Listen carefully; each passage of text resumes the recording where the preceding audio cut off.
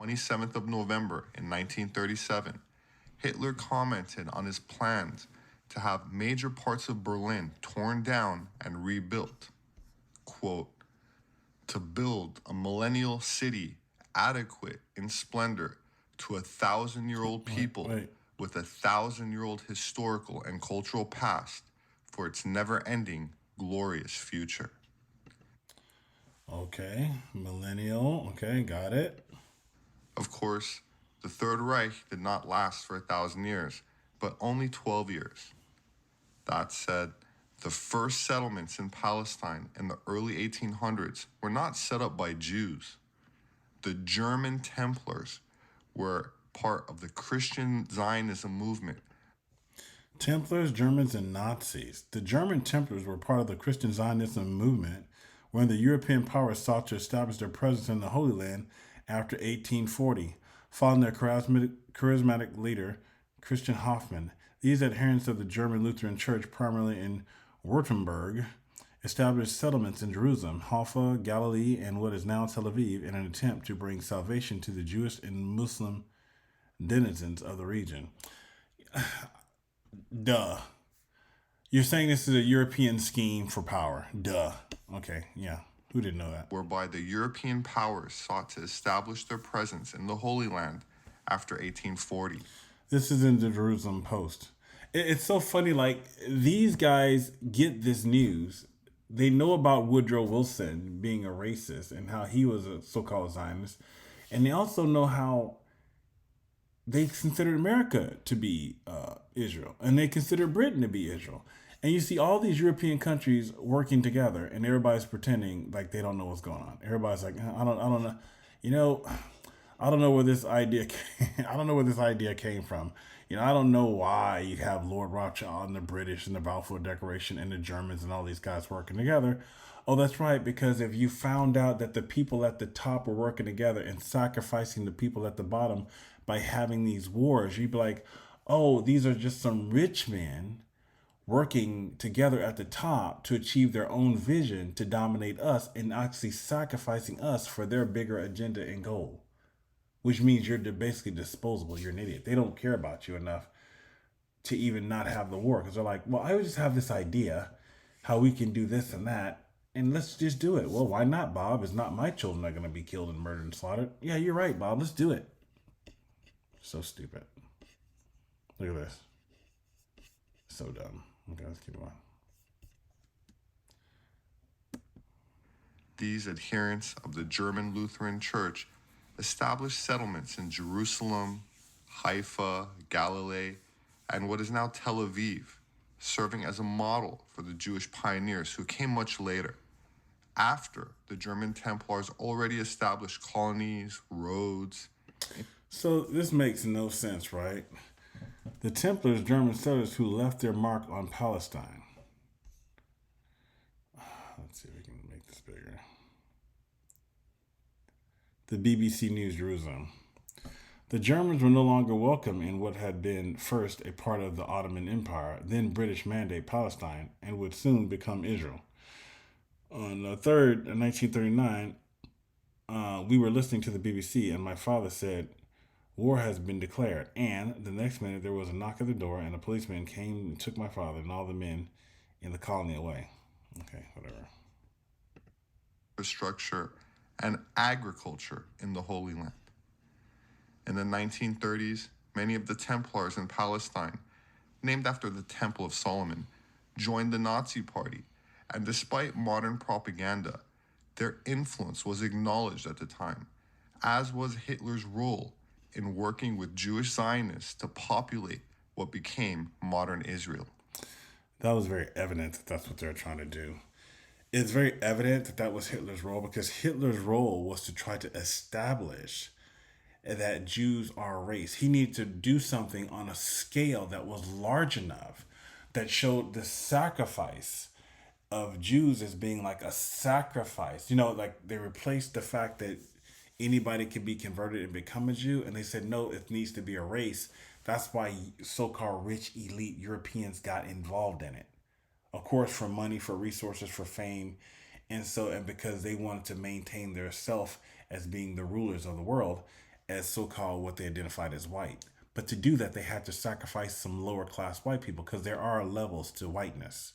And many of you guys may not be aware of this, but there's levels to racism, even within the so-called white race. So there's a sacrificial class that anytime you want to say, well, no, we're not being racist as the rich elites, you sacrifice some lower rung, so-called what you consider throwaway whites. And this is just a common thing, okay? Look at this. Quote, Jews from Germany have reinforced the economic growth they found in progress. Some of the earlier arrivals brought considerable means. Their investments have given a powerful impetus to the industries of the new Palestine. Boys and girls of urban families prepared themselves for the land, joining or founding colonies. Hitler made Haifa, runs a Jewish proverb. German Jews are helping to develop there a great industrial center for the Near East. So really what you're seeing is this is all a scheme. And yeah, in schemes like this, in war requires child sacrifice. But the scheme is to the greater enrichment of the rich elites at the top. There's nothing, this is not some, you're like, oh, what a great, it's not a great conspiracy. It's like saying, oh, what a great conspiracy, manifest destiny in America as people died or murdered for the benefit of the rich people who want to establish a land, secure resources, have a strategic place where they can have war, control different seaways and things, landmass, build up settlements so they can collect taxes, grab the resources, and use those resources to sell and enrich to themselves. It's like, this is not some, what's the conspiracy that men are greedy? Hitler didn't want to exterminate the Jews at the time. He wanted to expel the Jews. Nothing exists showing that Hitler ordered the extermination. There's no Hitler letter, which is a smoking gun. Enttreffung, the complete removal or the deliberate removal of the Jews. So all this time, they're telling us how they want to kill them, how they want to murder them, how they want to do this. But really, all this time is they were pretending that they were destroying white supremacy and Hitler was the worst thing in the world. But really, they weren't really trying to destroy white supremacy. They were trying to establish a European chosen race, which is at the same time that this was developed. That's why they made, quote unquote, Jews a race. That's why they did that. That's the whole point of them doing that. Okay? Live on Channel 5, this is the 10 o'clock news with Deborah Norville. Coming out revealing secret negotiation between the Nazis and the Zionists in 1933, which allowed German Jews and their assets to go to Palestine. Deborah, with the rise of Adolf Hitler to power in the spring of 1933, the Jews of the world were faced with a dilemma. They could raise a cry of protest, a cry few would heed, or they could make a deal with Hitler. A deal that would bring a step closer their dream of an independent Jewish state. I like how they said the Jews when this was a quote unquote Gentile endeavor, because true Jews aren't looking to have a kingdom our kingdom is not of this world. This is like, you have to believe the basics. You can't claim in 1940 something, 1930 something, people didn't have the New Testament. They had the New Testament. What had happened was, one of the things is the Pope, wait a minute, let me see something. See if I can find this. See this? See this? Balfour Declaration, America, Britain, Israel. See this, guys? I mean, let's stop being stupid. Let's stop pretending. Let's just stop pretending. Let's just stop pretending. Why do we have to sit here and play stupid? A lot of people just want to play stupid. Why play stupid?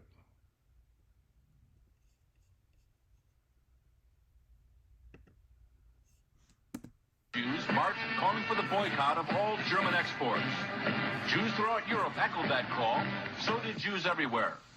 But a group of Zionists at the same time was quietly negotiating an agreement with the Nazis to allow the immigration of German Jews and the transfer of their assets to Palestine.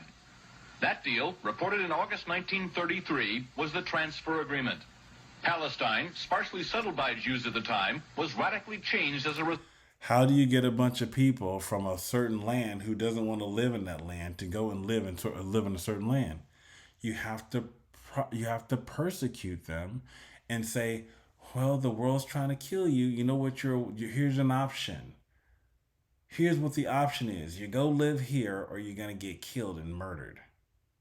And that's why they reported a number that was bigger than the actual number. That's why they had to do that, guys. This is all planned ahead of time. This was planned way, way, way far. How in the world did they report 6 million before Hitler even got into power? This is so stupid. You'd have to be the dumbest person. How did they know that? It's like if your government said, hey, America's going to have a war. And you're like, how many people are going to die in the war? Well, we can tell you exactly how many people are going to die in the war. You're like, how do you know how many exactly? You know exactly how many people are going to die in the war? Exactly? Yeah, 6 million. You're like, wait, it doesn't make sense. I understand that people do estimates and losses, but you got to consider, you're talking about a group of people who are not, quote, enlisted in the military. You're talking about just people who you claim are Jews. And you're like, how do you know who's a Jew or not? Let me show you another video. I'm going to show you this too.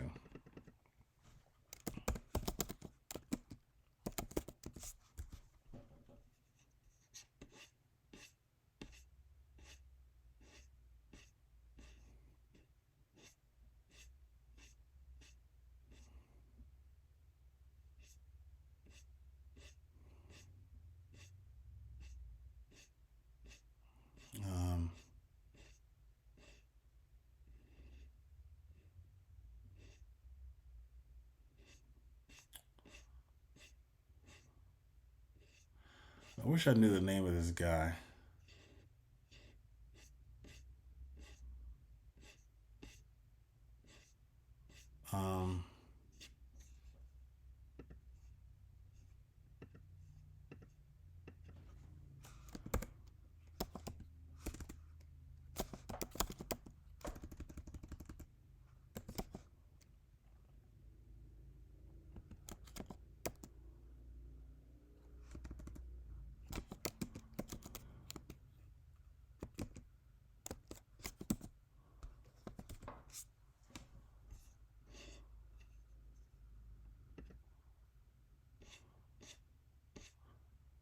Here we go.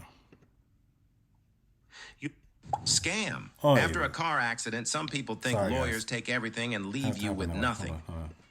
Uniform adorned with the swastika. Okay, let me see. How many? Well, the figures Jews. But what about pre-existing marriages and relationships and the offspring these unions had already produced before the laws came into effect? So they had these new laws that they established. I want you to think about this. This is the planning. This is the planning to make Jews... Scam. After a car accident, some people think lawyers take everything and leave you with nothing. Actually forbade marriage or sexual relationships between Jews and non-Jews. So this is where the stupidity begins. Forbade marriage between Jews and non-Jews. This is trying to establish racism. It's not trying to destroy racism. It's trying to establish racism. You say, why? Because he's saying that there are already people who have mixed in with so-called German people. All right, so there are already people who are mixed in with German people. So how do you know who the Jew is? Listen to how stupid it's going to get. Codified as the law for the protection of German blood and German honor. So they're saying they needed to make it so that it's about, we need to make these people distinct Europeans. That's what they're trying to do. That's what they're trying to actually establish. They used Hitler to try to establish that Jews are a chosen race, a race above all races. This isn't to destroy racism. This is actually to promote racism under the guise of trying to destroy racism. This isn't trying to destroy so-called white supremacy. This is actually trying to cement and actually Trojan horse white supremacy under a proxy. Instead of it being just the blatant, colonization that they've been doing all along, the scam, they said, how can we make this underground? And how can we make how do we turn ourselves, how do we turn our cause, get sympathy? They're really trying to there's like, look, we have an image problem with white supremacy, right? We have an image problem with white supremacy. How do we convince people to have sympathy for elites who are being greedy and willing to get young people murdered? They said, you know what we can do? We can create this boogeyman named Hitler. He's one of our agents, but we can create this boogeyman. And he's actually going to help us. Listen to what he's going to do. Were later extended to include Romani and black people, and Romani in particular were held at the same level of contempt as Jews. But what about pre-existing marriages and relationships? If Hitler hated the so-called invented lying sign and wonder of a chosen race Jew, imagine how Hitler feels about so-called black Jews. Notice how they just dismiss blacks like it's nothing. Oh yeah, blacks and Jews and Romani. But he can hit the contempt of Jews with Romani was about the same. Here's your problem. Before this had happened, clearly in Germany, they had people who were marrying each other and people held positions of esteem in Germany. You cannot have your cake and eat it too. You cannot be like, well, they were playing these parts in Germany. They had these positions of prestige in Germany, but we just realized, no, that it doesn't work that way. How are they so easy to blend in your society all along then? That didn't happen for so-called black people. Stupid, man. Offspring these unions had already produced before the laws came into effect. Right. What was the children's status? The Nazis produced a complex series of classifications to cover all possible heritage cases and applied them without... Now, this stuff, this was agreed upon, right? This was agreed upon. This was agreed upon, guys. There's some rich elite people who agree with this, who they put in this man's cabinet, who said, here's what we're going to do. Right? This was agreed upon ahead of time. You say, how do you know this is agreed upon ahead of time? Let me see something. See if I can find this.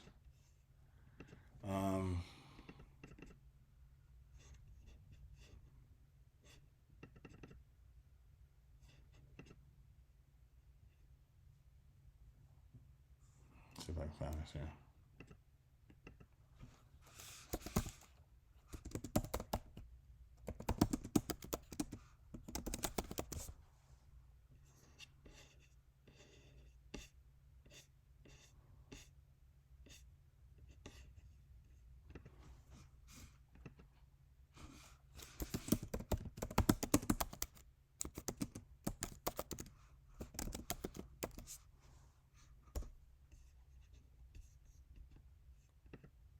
He has 10 newspapers between the years of 1915 and 1938. The first newspaper is The Sun of New York. This is 5 years ago. New York, June the 6th, 1915. And the article is called... 1915, okay. Let's ask a question. When did Hitler come to power? Guys, 1915. 1915.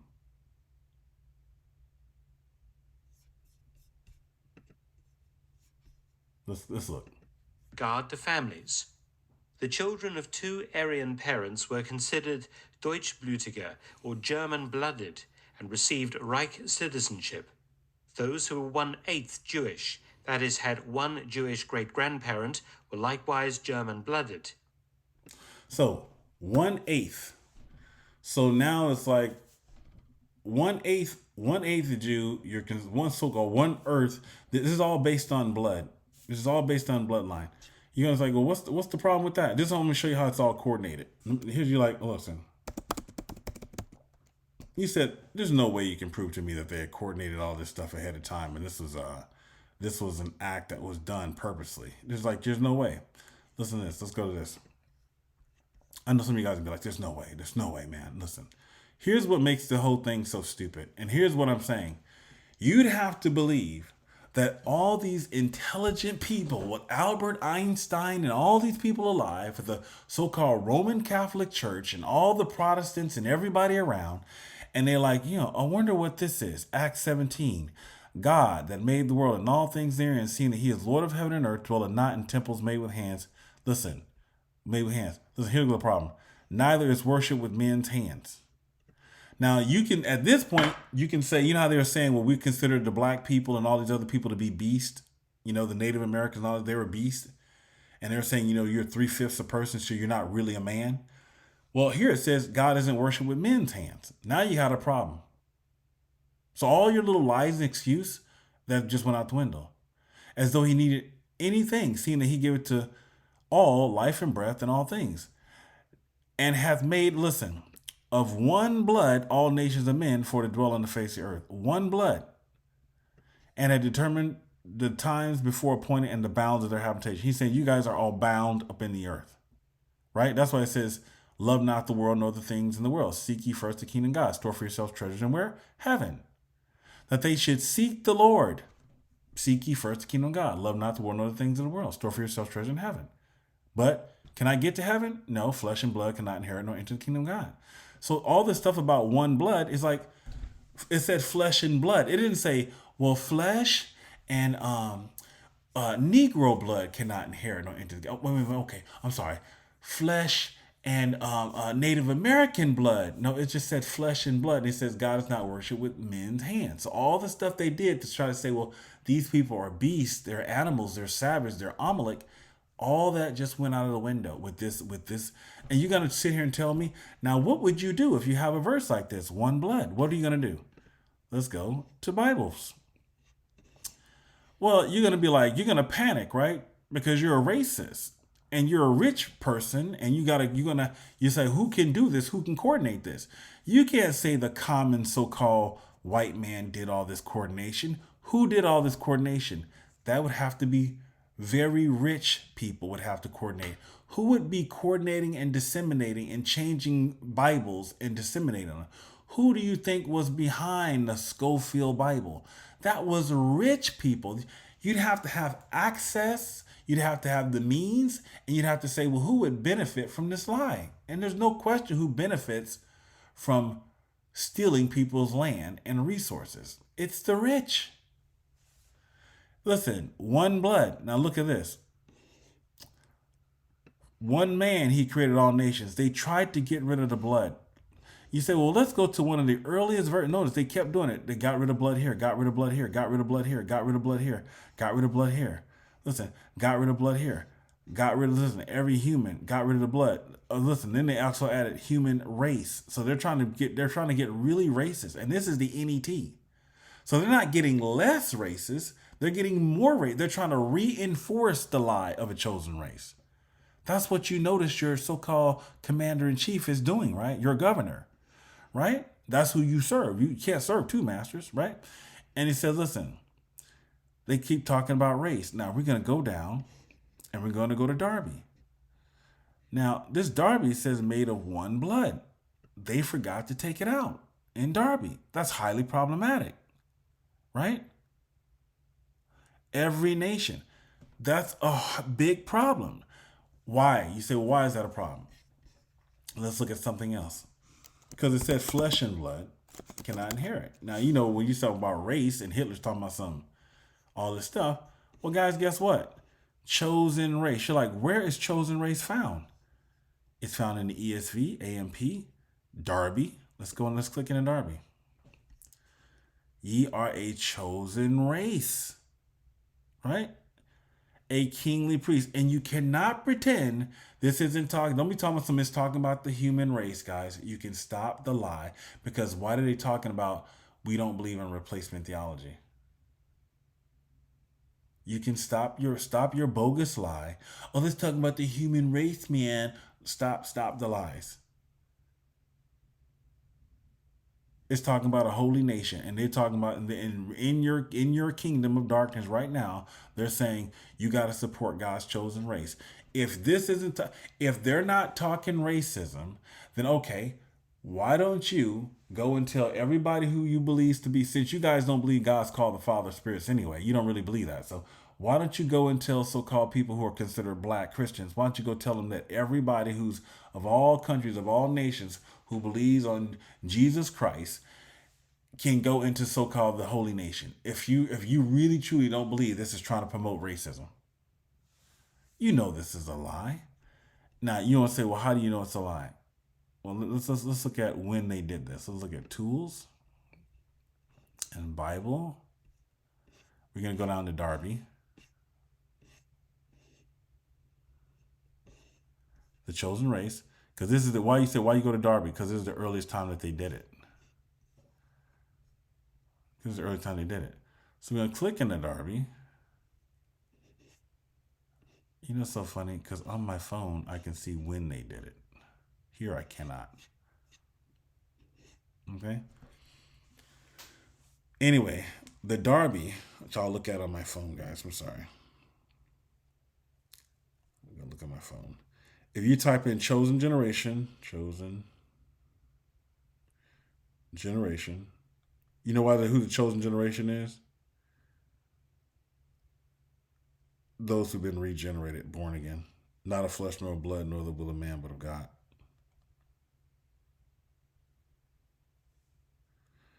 So you click in this thing for chosen generation. You click, you do Bible comparisons, and on the phone, which it seems to be better than the actual internet, if you go down to Darby, you can click and you can find out when they actually made the change. And so you click on the Darby and info, and you do the copyright, you find out that the Darby was in 1890. 1890. 1890, they're including the chosen race in 1890. 1890. Okay? You know this is bogus, the chosen race. This is so bogus. Because it talks about your lively stones built up a spiritual house, a holy priesthood to offer up spiritual sacrifices. So that's how you know they're stupid. It says you're a lively stones.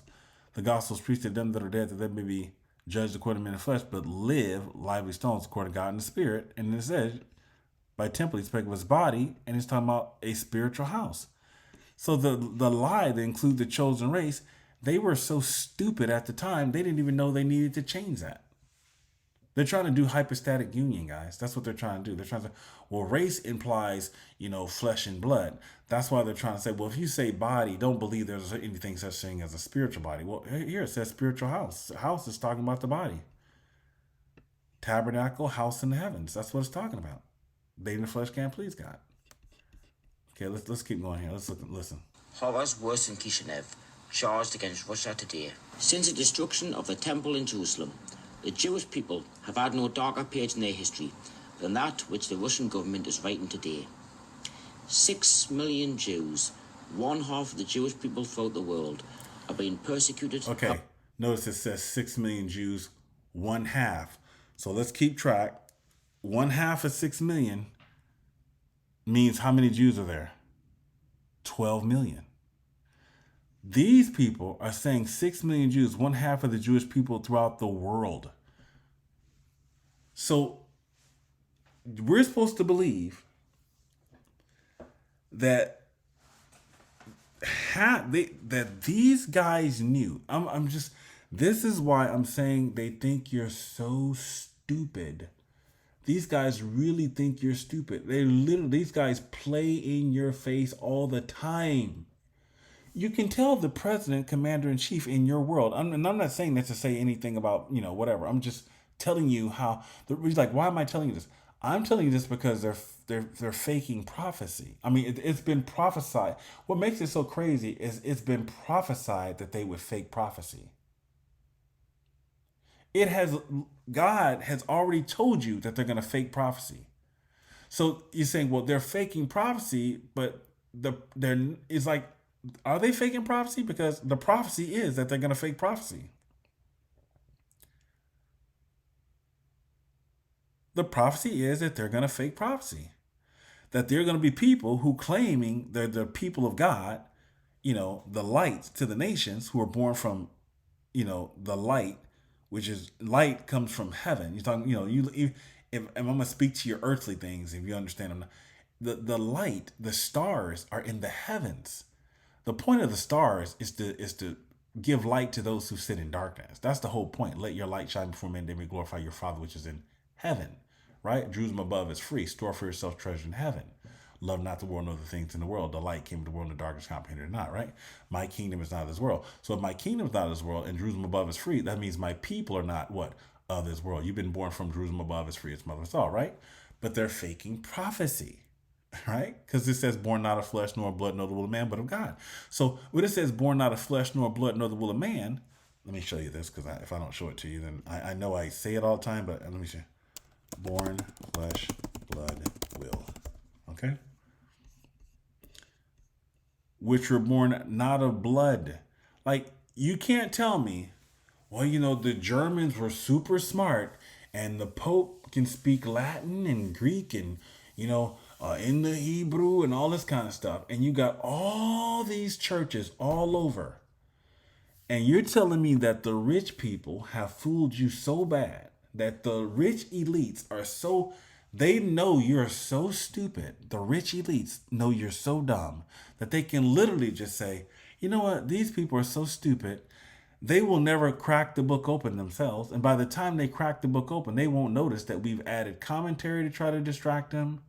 We'll tell them that that's replacement theology. We'll come up with so many tactics to try to scare them and gaslight the hell out of them, just like we quote unquote gaslit in Germany.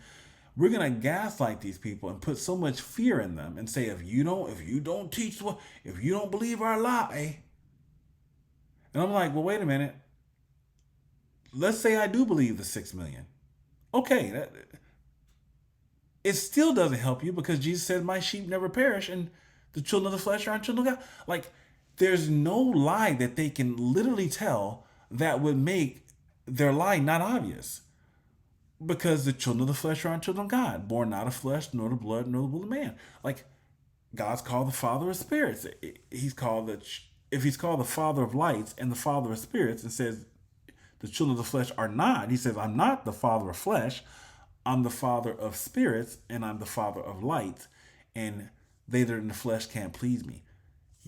To be so dumb, what? Look, born not of blood, nor the will of man, nor the will of the flesh, but born of God. Okay? So then let's do this. How do we know what's born of God? Okay?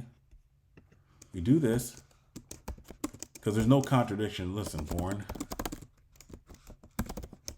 Okay? Okay, listen. That which born of flesh is flesh. Children of flesh are children of God. That which born of spirit is spirit. So this is God.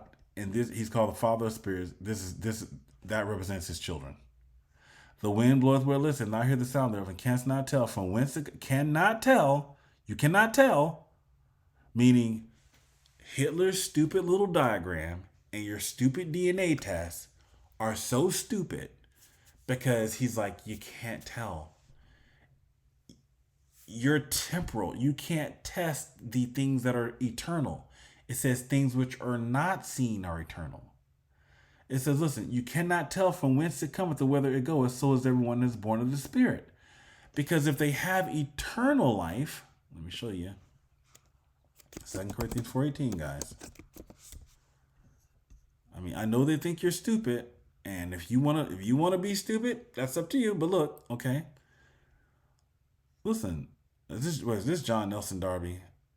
Well, even in John Nelson, while we look not at the things which are seen, but at the things which are not seen, for the things which are seen are for time. Oh, they did try to change it, but they're still stupid.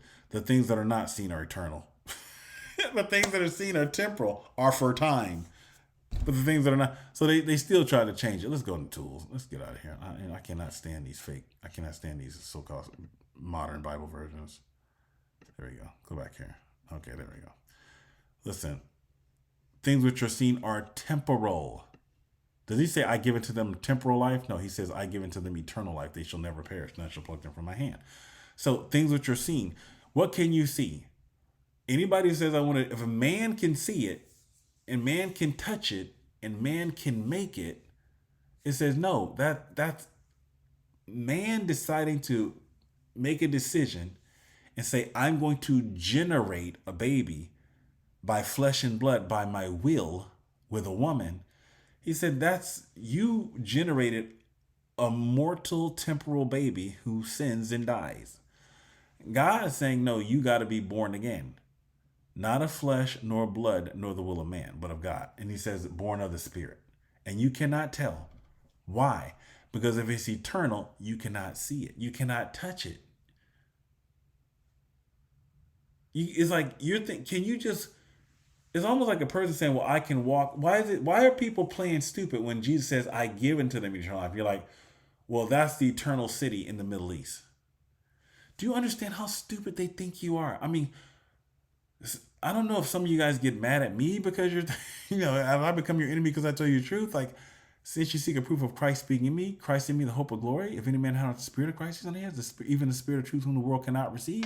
So the reason why you can't receive it is because because you love the world so much. Love not, it says, even the spirit of truth whom the world cannot receive, because it seeth them not, neither know him. But ye know him, for he dwelleth with you and shall be in you. Christ in me, the hope of glory. It's talking about the spirit. If any man have the spirit.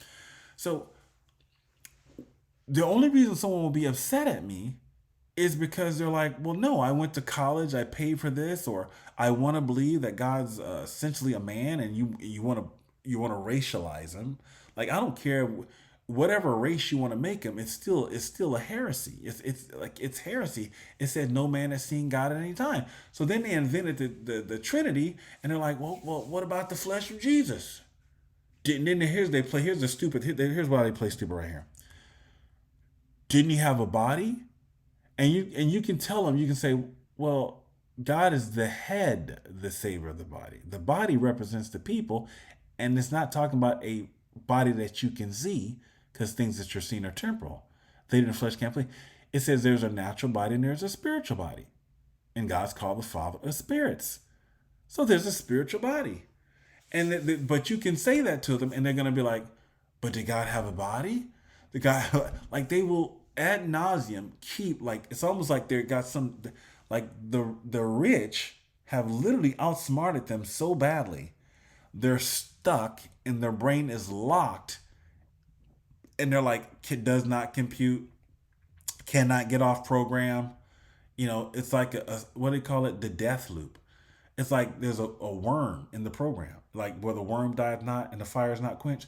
It's like they're like, I cannot, carnal mind, enmity with God, natural man receiveth not the things of the Spirit of God. Didn't Jesus have a natural body? Blah, blah, blah. I'm like, you mean the body which he bore the sins in his flesh, right? But God is not a man that he should lie, and he's the son of man and he should repent. The man Jesus died. Things which are not seen are eternal. They're like, but don't you believe in hypostatic? Can you hypostatically unify eternity with temporality? That doesn't make any sense. You're like, but to your private interpretation. No, there's no. These guys are trying to give you private interpretation. I'm showing you clearly.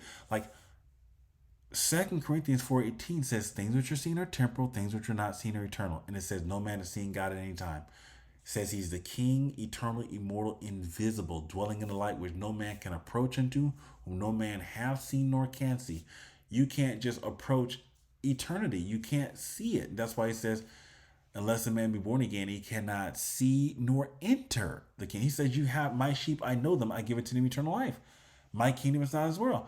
Elijah went up into heaven by a whirlwind. It says, listen, the wind bloweth where. Let me show you the Elijah and whirlwind. Whirlwind, heaven. Listen. And it came to pass. Listen, if any man be in Christ, he's a new creature. Old things are passed away. Behold, all things have become new. When Elijah, the Lord, would take up, received up in glory in heaven by into heaven by a whirlwind. Let's see. The wind bloweth where it listeth, and I hear the sound thereof, and canst not tell from whence it cometh or whither it goeth. So is everyone that is born of the Spirit. God's called the Father. And Elijah went with Elisha from Gilgal. Wait a minute. He took Elijah into heaven by a whirlwind. I mean, come on. Come on now. Come on now. Don't go telling me, well, the Old Testament, and you don't understand the Old Testament. What about Enoch? What about, he said, took him up. And what about Enoch?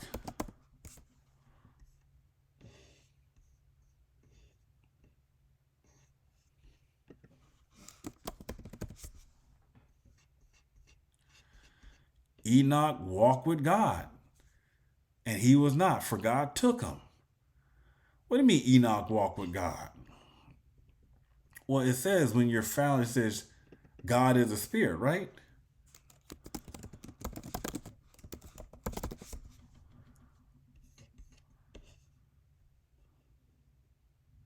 If we live in the Spirit, let us walk in the Spirit. I give it to them eternal life. Who's the good shepherd? Is Israel led by the what? Spirit. My sheep, I know them, they follow me. What do you mean? In the washing, regeneration, renewing of the Holy Ghost, not by works of righteousness which we have done according to his mercy, he saved us. Guys, okay, I showed you that. I'm not going to belabor the point. Some people are going to believe it, some people are not. Some people are just like, I don't want to believe it. Okay, so I understand. Okay, let's play this some more. I lived in Palestine from 1933 to 1936, and we saw every week transports of German Jews coming to settle in Palestine. German Jewish settlement of Palestine was, for a time, official Nazi policy. These photos of Jewish life in Palestine, along with a lengthy text, appeared in 1934 in the Berlin paper Der Angry. A Nazi Visits Palestine was the title of the multi-part series. A medal was struck by Goebbels in commemoration. On one side, the swastika. On the other, the Star of David. So if you wonder why some of the people who claim to be Jews sound like Nazis,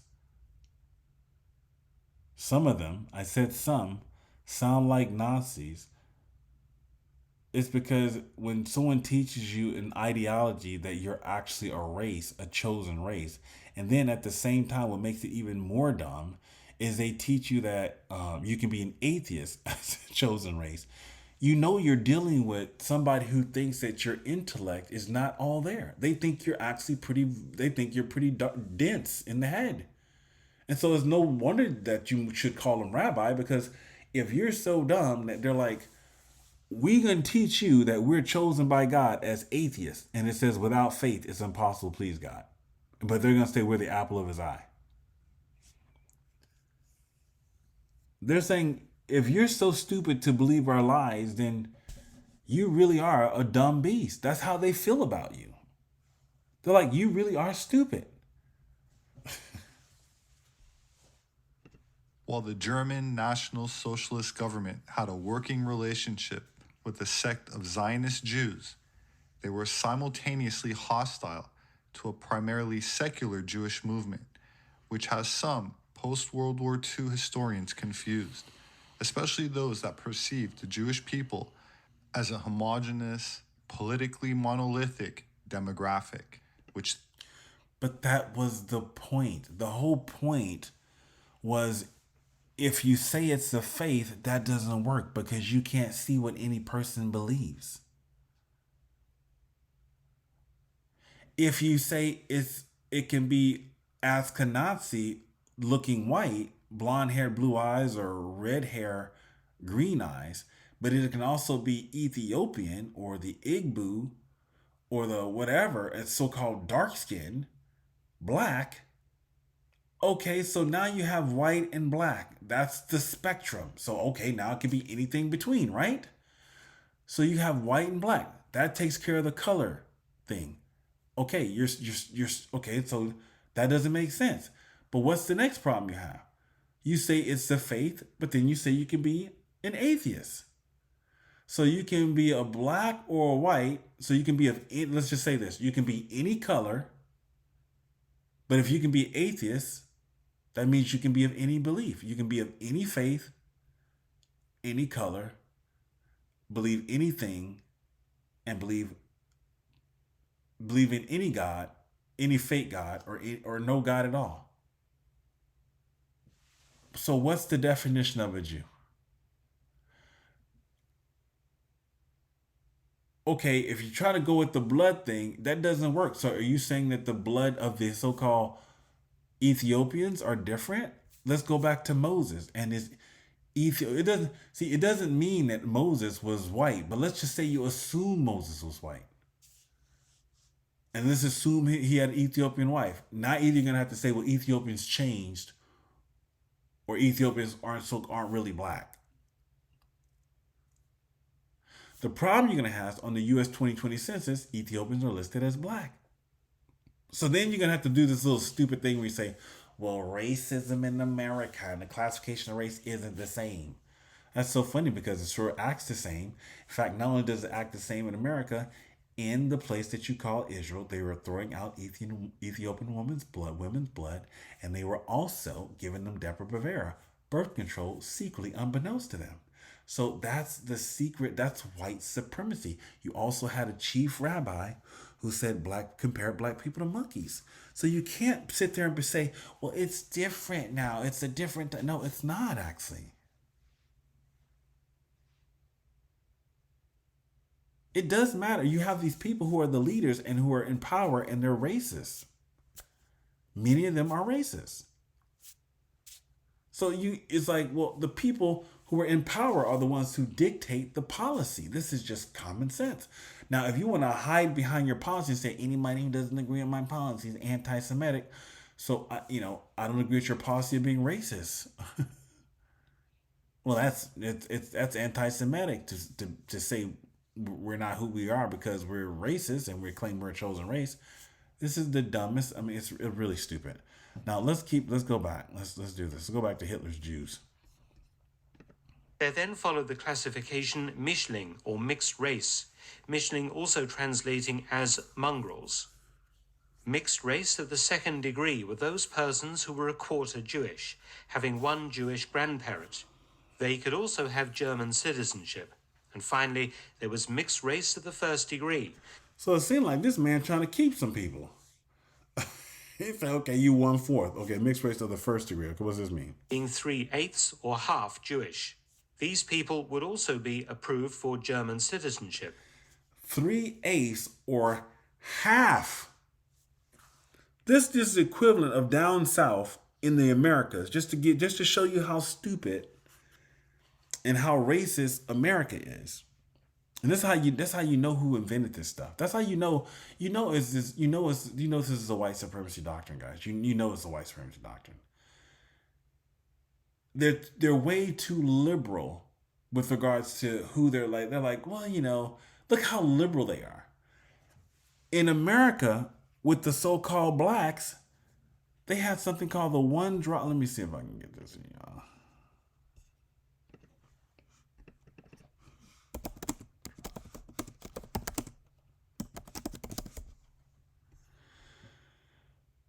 Let's see. The one-drop rule is a historical American social and legal principle holding this. Like they got laws. Listen, that any person with any known black African ancestry, one drop of black blood is considered black.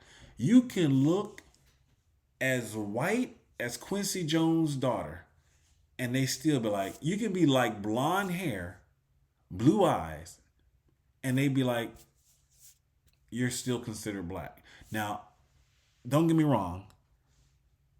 If you walk around with a blonde-haired, blue-eyed, so-called black girl with one drop rule, who they thought were attractive, they would lynch and kill your butt. I know how people act because anyone who's lived around people who people consider so-called mixed, and people can't tell they're so-called mixed, which a lot of people couldn't. That's why they had something called passing, because many people literally looked white. You could not tell they had it. That's how it works. You can take a child who's dark, married, have a couple of generations of children, and they'll get lighter, and pretty soon you'll be like, oh, that's how it works. And then you can go the opposite. That's just how it works. but the kids are healthy. There's nothing wrong with the kids. They're fine. You know, it's just what's wrong is racism. And so look at the one drop rule. Now look at Hitler. Jews were defined as being 3/4 or wholly Jewish and were designated as race enemies and persecuted. Citizens had to obtain a German blood certificate proving their... So 3/4. 3/4. And it's not even real science. All men have the same blood. He's talking about 3/4 or wholly Jewish. He's basically trying to say, okay, you guys are so-called pure. Now, what does that really mean? Do you think Hitler could be like, well, I'm a black Jew? This is stupid, right? What would Hitler think about a so-called black Jew? Oh, that's right. That's why they did it. Because remember, he said blacks, some other group, and Jews. What about the so-called black Jews, according to your quote-unquote doctrine? So stupid. Racial and citizenship status. In this way, some families contained German citizens and Jews and would be split up as the persecutions ramped up into World War II and full Jews were sent to concentration camps. So it was that many Michelin... So you know what they're doing? They're considering this like, you know, Jesus says, I come to set children against their mothers and sons against their fathers and all this kind of stuff. It's talking about man's household. The children will be at variance. This is the faking of prophecy. This is the faking of prophecy. Because he says, God says, I'll bring them through the fire. But he says, saving someone fear, pulling from the fire, hating you in the garment spotted by the flesh. He's not talking about a literal fire. He says, a fire not blown shall consume him. The fire not blown that shall consume you is the fact that you love the world and the things in the world. He's like, okay, so since you won't deny yourself and your heart burns and lusts for the things of the earth, you know how somebody says, my heart burns, and it's like, ooh, that's hot. Ooh, that's, you know, you desire something. You're like, man, my heart's on fire. Oh, I'm aching for that. My heart's burning for that. You know, people say it all the time, and he's basically saying, okay, since you love the world and the things in the world, he says, okay, because of the fire within your heart, because you lust for the things in the world and you refuse to deny yourself and be born again. Okay, fine. That's what's you're consumed. Okay, let's keep going. Men who were half or quarter Jewish ended up in military uniform during World War II. So half people who were so-called, I know it's fake, half Jews were Nazis. And then on top of the ones who were in the military, they sent some over to Palestine. This is a scheme. This is a scheme to get European people over into the Middle East. That's what this scheme was about. They quote unquote sacrificed some, but they definitely didn't sacrifice no 6 million. There's no way. You say, how do you know this? Because you have to be stupid to think that 6 million Jews, or one half of Jewish people throughout the world, are being persecuted, humiliated, tortured, starved. They're you can tell they're lying.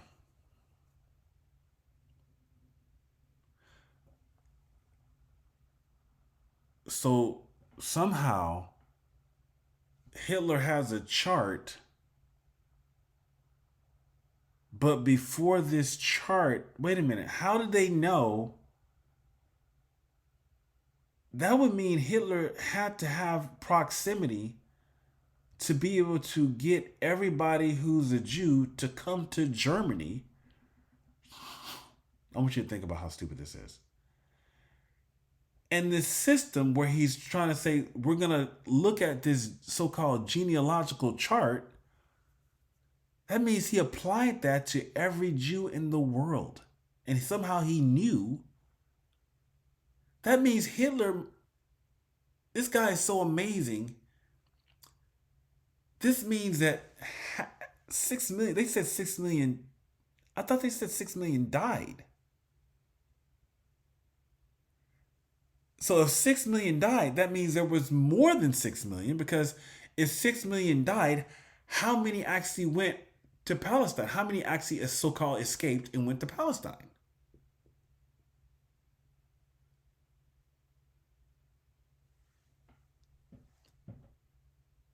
So they're saying half of the Jews, and it can't be 6 million because we just saw that he said if you were half. So now the question becomes for any of us who are watching this, what is the count of the people who were qualified? Let's look at this. Let me see something.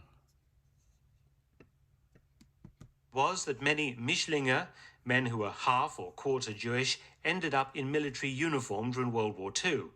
Okay, I got a question.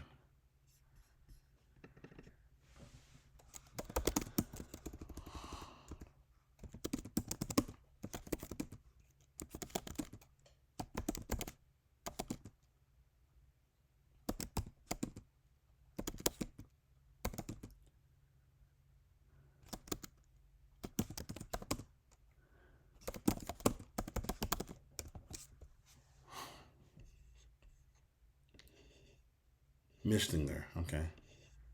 All right, let's see what they say here.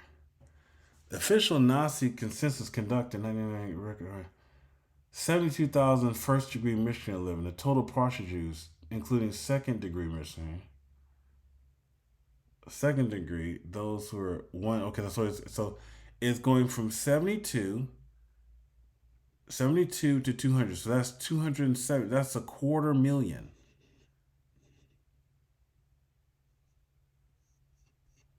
That's 250,000. That's a quarter. Wait, I'm sorry.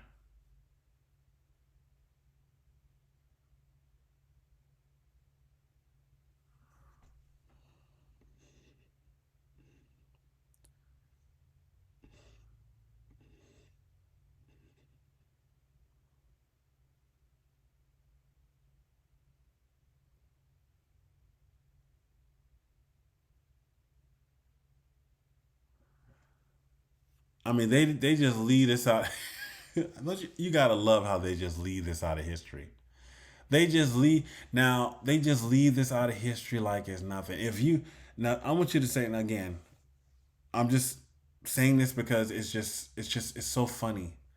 You know how when they talk about so-called transatlantic slave trade and they say, well, you know what? The black people, them the ones just help do this and sell and help sell to sell you to the white man.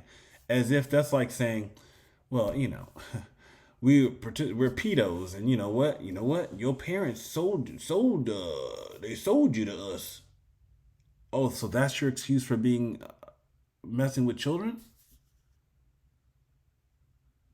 It's the most lame. It's stupid, right? But you got to consider this. This is highly problematic. So they're saying about it's like 250,000. That's 250,000. And they're reporting this number of 6 million, but there's a quarter. Okay, 250,000. Okay, let's keep on going. Humiliated, tortured, starved. Thousands of them have been slaughtered. Hundreds of thousands of Jews, old men, women and children, are being driven mercilessly from town to town. Dear brethren, have mercy on the 6 million Jews in Russia and take our part. Notice all the so-called... This is another reason why you know it's a scam. This thing where they're pretending to care about people, they don't care about people like that. The rich people do not care about people like they just don't. They just do not care. You can tell the way that they are right now. These people, I'm talking just men speaking generally, but people who are looking to conquest land definitely don't care about people, because if they did, they wouldn't be having the war in the first place. They would be doing everything they could to establish peace. They're like, look, your children are just as important as my children. I love you as I love myself. This is the law of Moses. And look, we're not going to go fighting over things in the world. We can share. Times, October the 18th, 1918. Page 12, and the article is called $1 billion fund to rebuild Jewry. How are they coming up with $1 billion? And when was this? When was this? I'm sorry. 1918? 1918.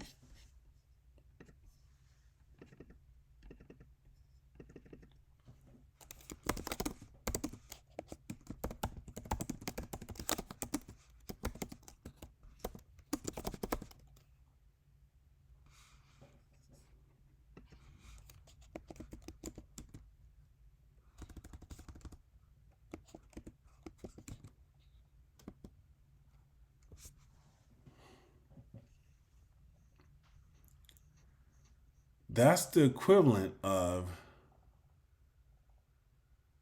$21 billion.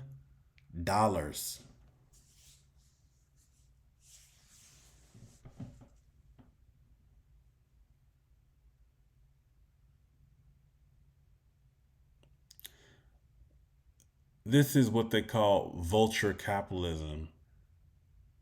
Profiting from death. It's just child sacrifice for money.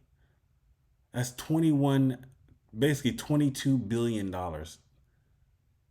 That's what they call seed capital. You know, they plant them into the ground, plant men into the ground, the death, and reap profits, war profiteering.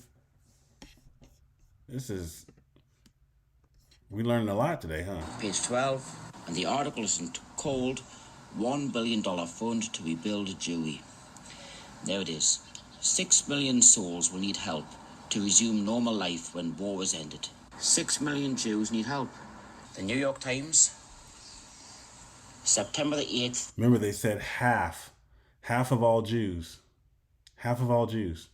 So that means if it's half of all Jews, how many Jews are there in the world? If it's 6 million, they say there's 12 million. Isn't that an interesting number? If it's half, that means there's 12 million. Is that a million from every tribe? Notice the symbolism.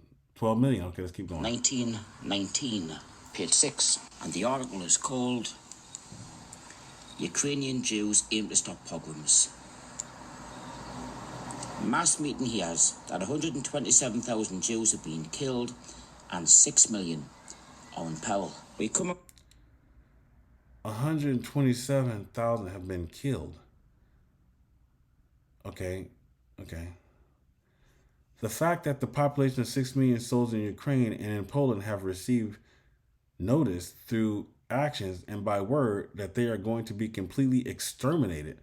This fact stands before the whole world as a paramount issue of the present day. Okay. All right. Now before the world, with a determined slogan, those pogroms must stop, said the President in his annual message. It is only a question of holding these facts continually before the civilized world. We must not permit the world to slumber. Look at this. Negro mass meeting on September 21st. Hey, it's not getting much news, is it? Negro mass meeting. What are the Negroes meeting about? Okay, let's keep going. This fact that the population of 6 million souls in Ukraine and in Poland have received notice through action and by word that they are going to be completely exterminated. The New York Times, the date, November the 12th, 1919. Guys, okay, let me ask you guys a question. When did Hitler...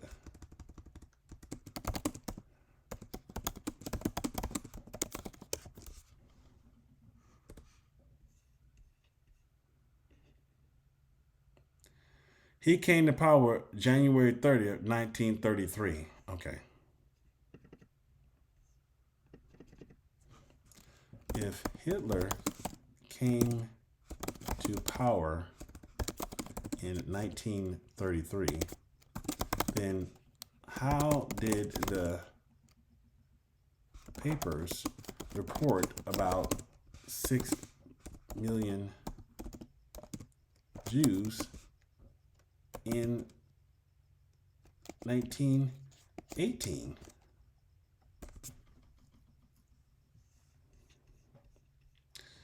Reports being seen in the years surrounding World War II are referred to a total estimated Jewish population in Eastern Europe and Russia at the time, rather than victims of a systematic genocide.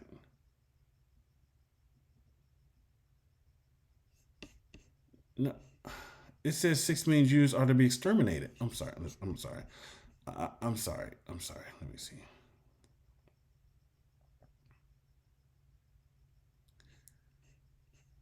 The fact that the population of 6 million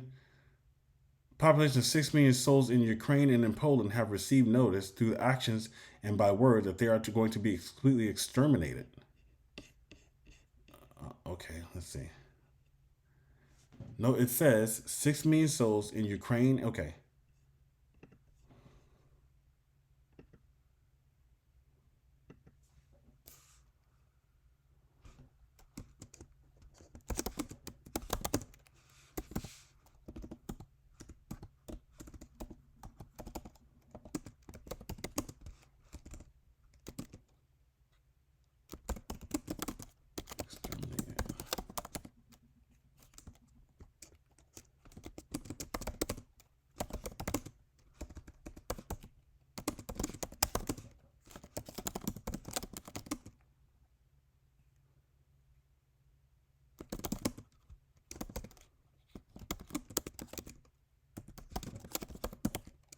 You guys know why I'm asking this?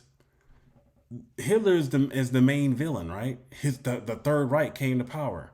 How are they reporting about them being exterminated before Hitler even comes into office? This is 18?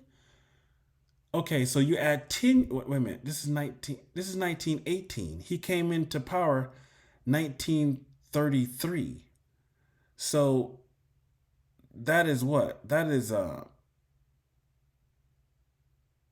what? 15 years? 15 years? 15 years before he came to power?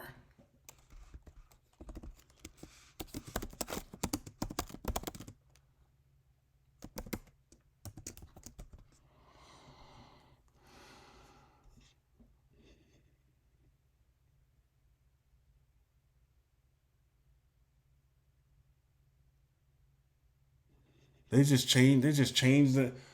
Okay, we're gonna just. Newspaper report from 1918-19 referring to 6 million Jews extermination of the Holocaust described a distinct historical period of violence and famine during World War II and the subsequent Russian Civil War, particularly targeting Jewish communities in Eastern Europe. Okay, let me see. Let me ask this.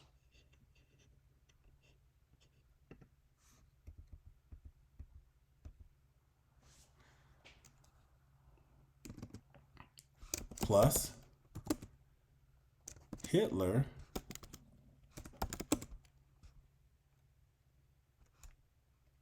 did you guys see the next problem? Here's the next problem. Who's doing this classification system? Who's doing this classification system? This classification system is done under Hitler. No, am I wrong?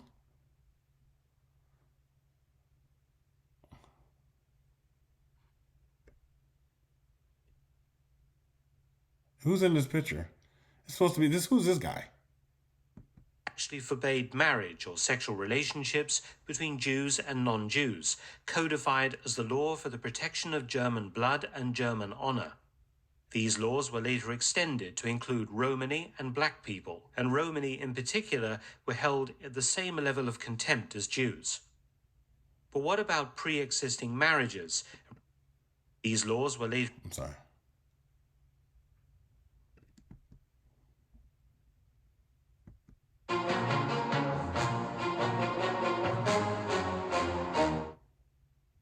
Adolf Hitler had made no secret of his hatred for the Jewish people. It's so funny. It says it made no secret from his hatred, and it's like, okay, we gotta change that. Clearly stated that once Hitler achieved power, he would try to remove Jews from Germany, as indeed he did on becoming Chancellor in 1933. 1933, okay. Not only violence and intimidation towards Jews, but also legally barring Jews from any meaningful life. So if he was going to do that in 1933, Why were we writing in 1918 in the papers that they're going to be exterminated before Hitler even came to power? Inside Germany, forcing hundreds of thousands to emigrate in the 1930s. The Jews were legally barred from all the professions, and then in 1935, the Nuremberg laws were promulgated, defining who was Aryan and who was not. Okay, Nuremberg laws. Okay, that's what I need to find out. Okay.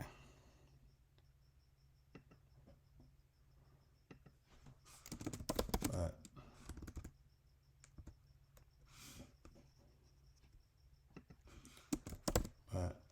the Nuremberg laws weren't even in effect to classify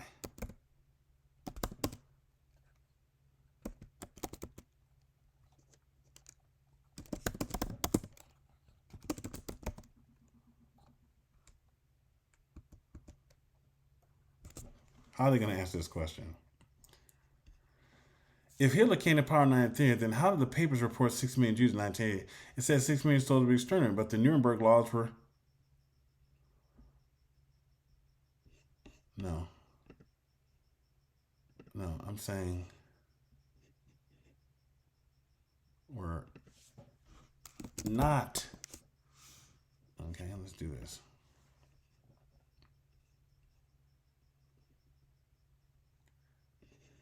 Newspaper report from 1918, the years immediately following World War I, that refer to 6 million Jews facing extermination or starvation, are documented as a sneaky military crisis occurring in Eastern Europe during the time completely separate from the Nazi Holocaust.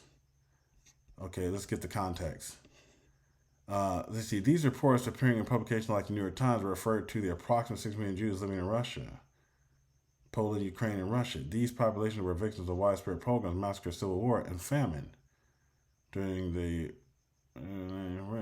6 million figure that was used as an estimate of the total Jewish population in that geographic area, okay? Meaning extermination 1918. Community was threatened, okay?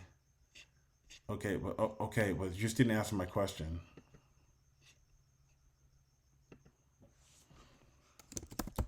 How did they classify them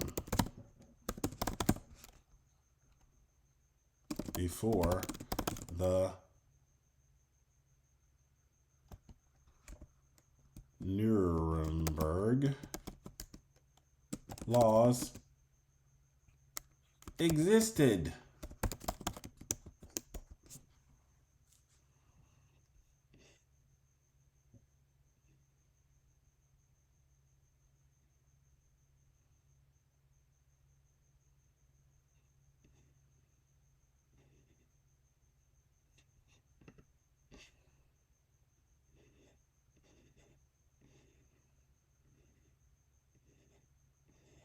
Okay. Before the Nuremberg Law in 1933, which codified racial classification, the definition of Jew was generally based on religious community records or self-identification. Why would anyone be like, hey, hello? It's stupid. These guys think you're dumb. Religious cultural identity. Historically, Jews in Europe were often identified through their membership in synagogues, community records, or through consensus conducted by... This is why you shouldn't do a consensus then. Why would you do a consensus? This is stupid. This is like this thing where they're the guy in the scriptures was like, well, they heard about Jesus and they said, well, when was he born? He's under a certain age. Let's kill every kid under that child under that age. Okay, the Nuremberg Law shifted this definition from religious affiliation to blood. There you go, smoking gun. This makes no sense. Religious or cultural identity?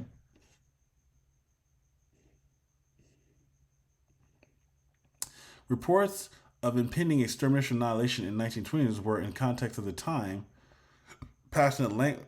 often used as passionate language and pleas to international community, highlighting the millions of Jews were on the brink of death due to starvation. They were on the brink of starvation for... When did Hitler supposedly do all this?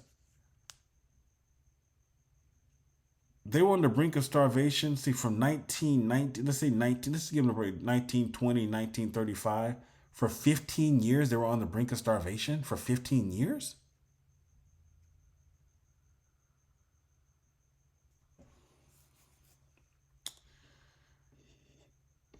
Some proponents of the Holocaust distortion use these early desperate reports to claim that the figure of 6 million is a recurring fabricated number rather than a demographic reality. However, in 1994, the Holocaust are distinct historical events. You just saying some stupid thing after wow. This is really just hard to like. These people think you're so stupid.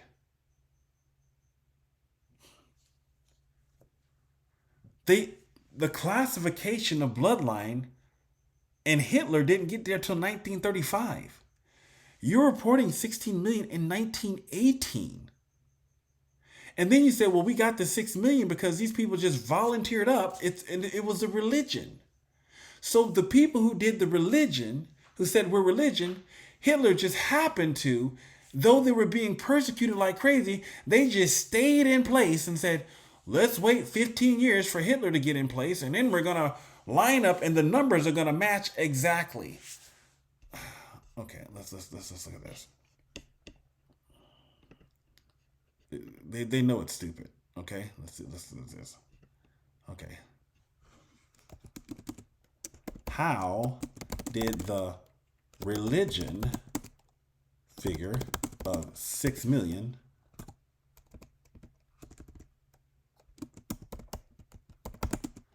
end up matching the Hitler definition by blood so accurately?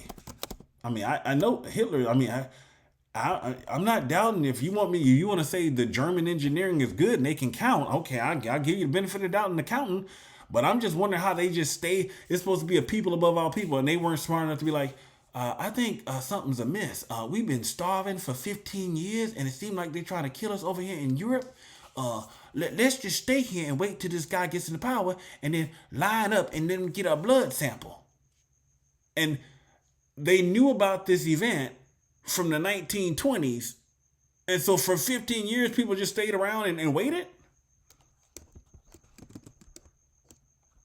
Plus, why would the people wait around for 15 years for Hitler to count them? Also,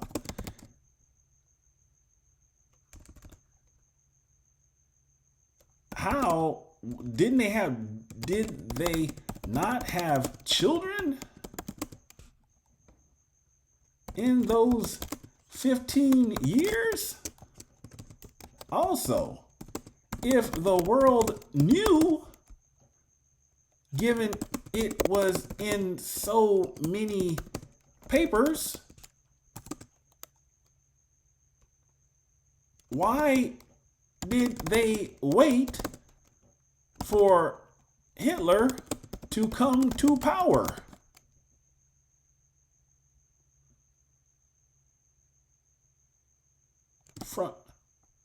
Given the number stayed the exact same from the religious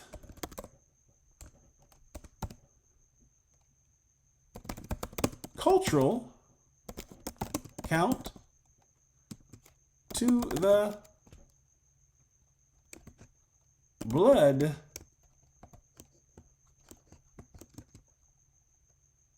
count, which seems odd. I'm being kind.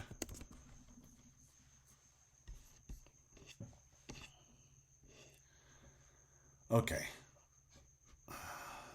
Let's see, huh? This is going to Google. They need Google. Okay. All right. Let's see.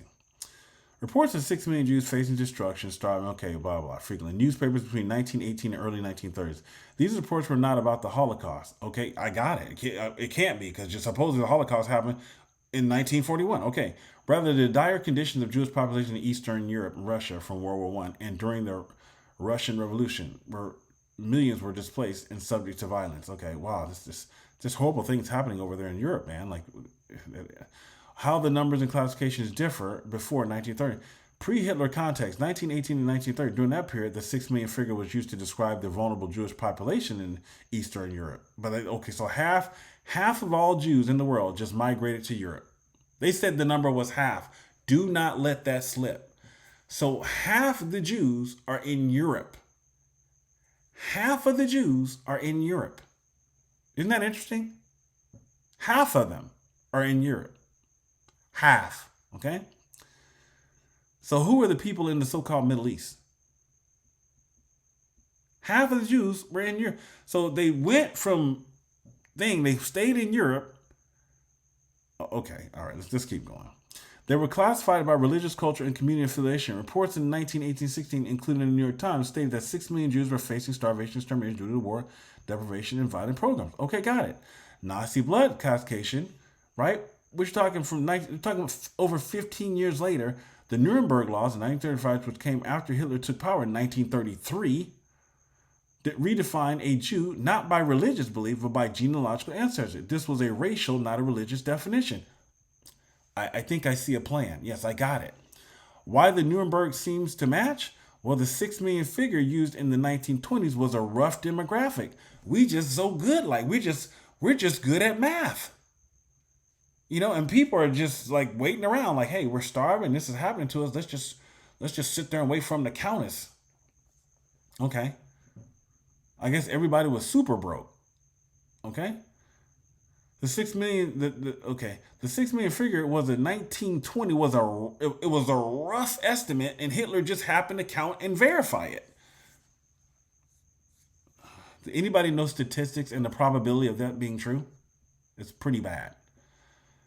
Estimate of the total Jewish population living in the hardest hit areas of Eastern Europe. So just half of all the Jews in the world gathered in Eastern Europe and were 15 years under threat, imminent threat for 15 years. Okay, all right. As mentioned in the regional surveys, so they should outlaw surveys. Surveys should be outlawed because apparently surveys don't do anything but make you a target. The Nazis in subsequent post-war, there's knocking and they're asking you, what's your religion? You know what? Now that we think about it, you not a religion no more. You's a race. Well, it's so interesting that you decided to make us a race because we're in Eastern Europe. Why would you make a faith a race in Eastern Europe? Why would you do such a thing? Why would you do that? The Nazi and subsequent powerful figures are roughly 6 million is completely different. Listen, the Nazi and subsequent post-war figure of roughly 6 million is a completely different later tally based on the systematic murder of Jews all across Europe, calculated by comparing population statistics before 1939 and after 1945. That doesn't make any sense. You said you just gave us a count. Homeboy, you gave us a count back in the 1918s. And verified by German documentation. Okay, all right. Okay, so the Germans, okay, they kept good records. Okay, just like they keep good records, and they share records now today, right? Okay, sure. Why they did not wait 15 years? The people did not wait to be counted. The situation was distinct. The 1920s crisis involved violence and starvation following World War I. The Holocaust was a state-sponsored industrial genocide planned by Nazis, started after 1933 and implemented during World War II. Well, it's so funny that it was a genocide when you have Mischlings, which means that if they were so-called half Jew. So wait a minute. So you're telling me these people all throughout Europe in their religion, I just thought of something. If they're a religion, how could you be saying Jewish blood when they're a religion? Did Hitler do a blood test on Germans to determine that the German blood? Okay, let's just keep on going. Yes, families had children, but the total European population was generally stable or migration during that time. The 6 million figure refers specifically to the number of people who died. Oh, so 6 million actually died. Every single one of them died. Not a stagnant patient account remained frozen in 15 years. Okay. And several the early report. Well, okay, wait a minute. Okay, you just left something out. Huh? Warning: severe phantom persecution. While the 6 million figure in 1940 is a document total of victims' systematic murder. Okay, wait a minute. All right.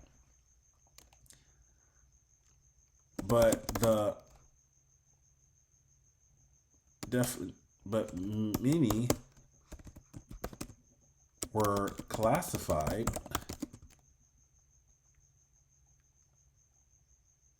as being German if half or less German ancestry and served in the Nazi, and some served in the Nazi army. Also,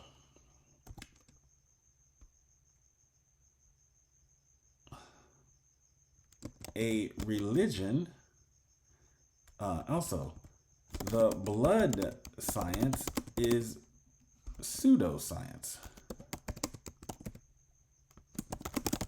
Not even true. Also, how do you know that? Also, it was reported that the 6 million represented half of all the world's Jewry. How, given that it is a faith and the blood invention was fraudulent,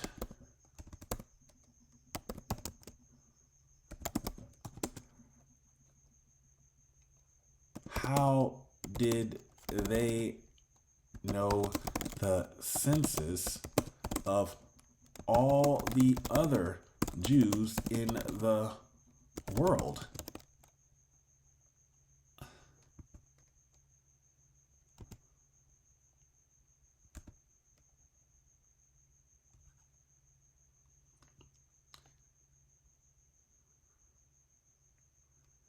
If the race designation was invented and eugenics false science and faith is something you believe and man cannot test.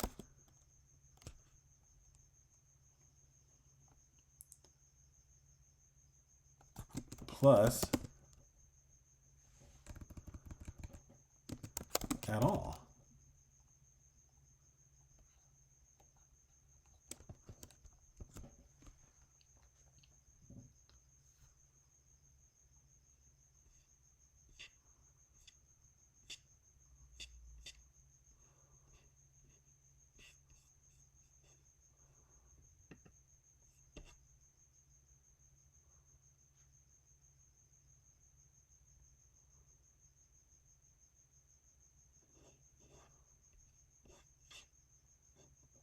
Let's see.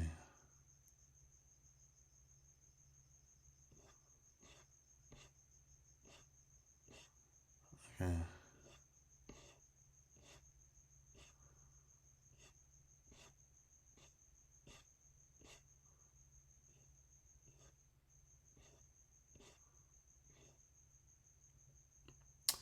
How did they cut before blood law? Self-identification, synagogue church records,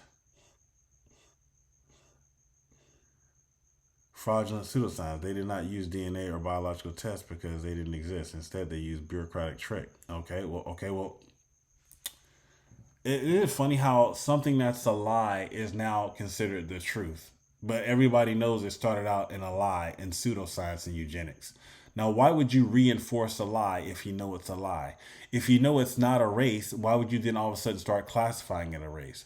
It's almost like you're trying to invent something so you can use that thing so that you can make money and profit from it. That's what it seems like. Ancestry over belief. They declared that a person was racially a Jew based solely on whether their grandparents had been a member of a Jewish religious community. You are correct. Nazi blood science was a fraudulent pseudoscience. Now you know what the next question is going to be. So why are we continuing to use Nazi blood science today? Okay, that's the next question. Tracking the paper trail. To prove Jewish blood, they forced citizens to provide ancestor passports documenting their lineage through generation of church and state records. Could you imagine? Data processing in the 1930s, the Nazi regime used IBM punch machines technology. The 6 million figure in wartime. When newspapers reported 6 million facing death, they were reporting that the Jewish population of Eastern Europe and Russia were caught in famines. Okay, I want to know about the half though. In the 1930s, the global Jewish population was estimated to be roughly 15 million. The 6 million in Eastern Europe represented about 40% of the world total, but in 1930, nearly 60% of all Jews lived in Europe. Oh, really? 60%? Wow. That's amazing. How would they know that based on religion? How would they know that? Based on something? Sorry. How would they? I'm sorry.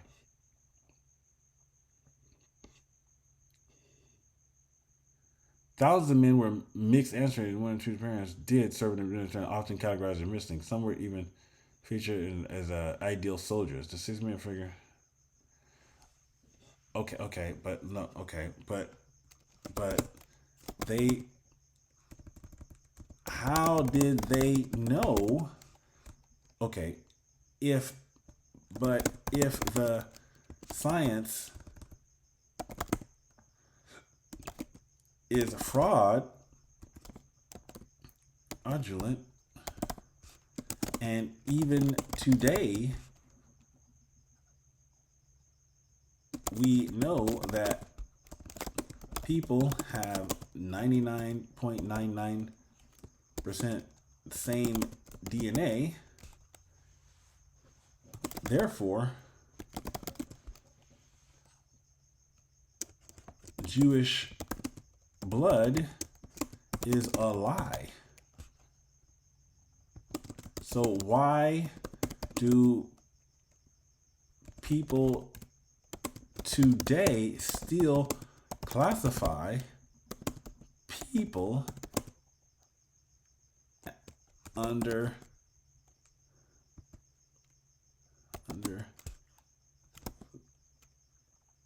the false science as a Jewish race? Doing so only makes them more endangered as a target or a useful pawn for global politics and land theft.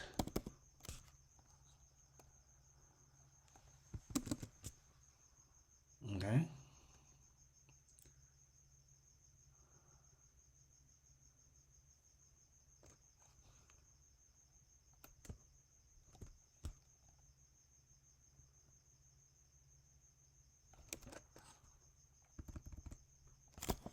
Which explains the contradiction of an atheist Jew.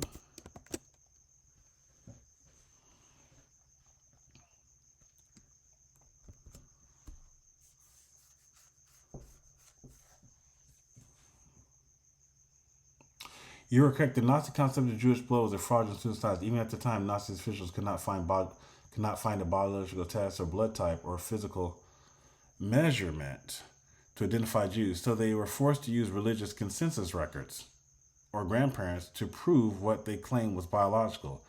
Today, the reason Jewish identity is still describing as terms like this year ethno-religion rather than just a faith is due to the group has functioned historically, and is due to how the group has functioned historically. It's like saying, well, so we lied about the identity, so let's just continue the identity because it functions to serve a purpose for land theft and land grabs and through sacrificing people. That's what you're saying. And how it is viewed both internally and externally. It doesn't matter how it's viewed. You can view this is like you can view anything you want. People can say, well, I'm a dog and I'm a man and identify as a dog. Not everybody's gonna go along with my misidentity. That's misinformation, right? Why race versus that? No, don't stop this stupid. Race, external label in modern society. Race is seen as a social construct, often outside a group based on psychological appearance and perceived blood. While the science was fake, the political consequences was real because the Nazis and other the anti-Semite thing, they just grew it. They just added that in. But Semite means language. See now, this is how they cemented the lie. Targeting people regardless of their personal, beliefs.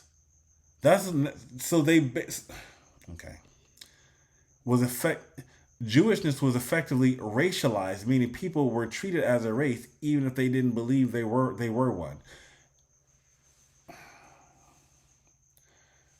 When I say they think you're stupid, they think you're stupid. The way that they can stop this is say Jews are not a race. That would solve the whole problem. Hey guys, Jews is not a race. Anybody can be a Jew. Really? Yeah. So I guess you can't use that anymore, huh? Well, wait a minute. Anybody? Yeah. You know those black Hebrew Israelite guys? They could be a Jew. It's not a race. It's a belief. Really? Yeah. Now, who would be incentivized to claim it's not a race? Think about it. Think about it. You know, if you're gonna fake the prophecy, you gotta get the people in the land. You gotta fake the prophecy, right? And most of the scholars and Jewish people today prefer the term ethnicity.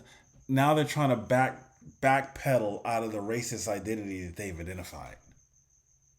They're trying to backpedal out of the race. Ethnicity doesn't mean anything. It's stupid. Like a universal religion like Christianity, whereas one group can join by belief, Judaism is an ethnic religion or tribe rooted in shared history, language like Yiddish or Ladino. And this makes no sense. This is called stupidity. How can it be a shared religion when there's atheists? That makes no sense about race, given it is based on a lie.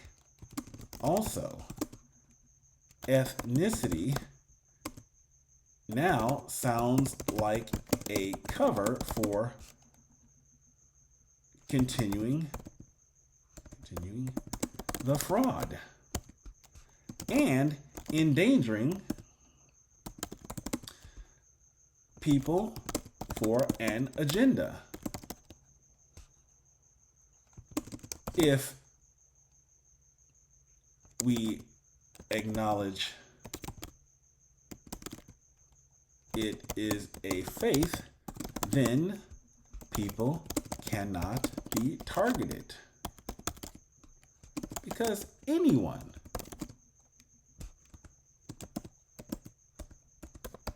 can be a Jew based on faith,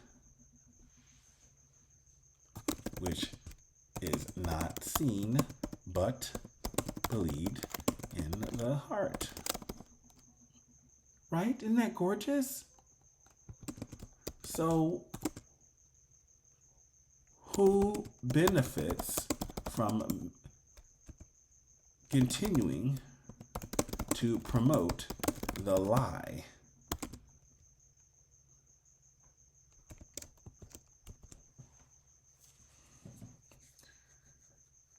You're touching on a massive debate in sociology and history, the difference between how a group defines itself and how the world forces a definition upon them.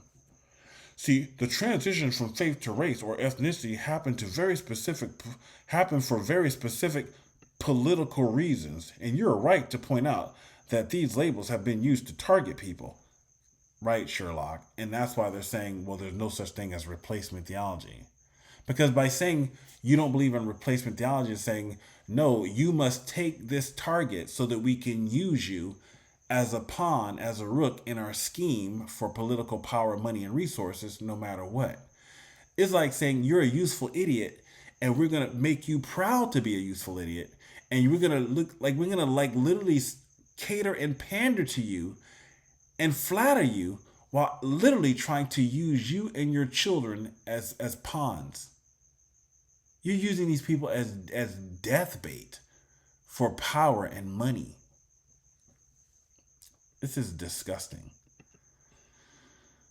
The transition from faith to race or ethnicity happened for a very specific political reason, and you're right to point out that these labels have been used to target people. Who benefits from race label? The prohibition of the race definitions were anti-Semitic regimes like the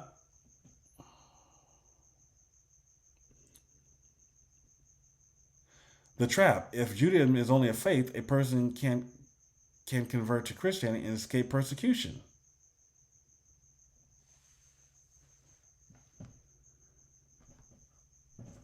These people think you're stupid.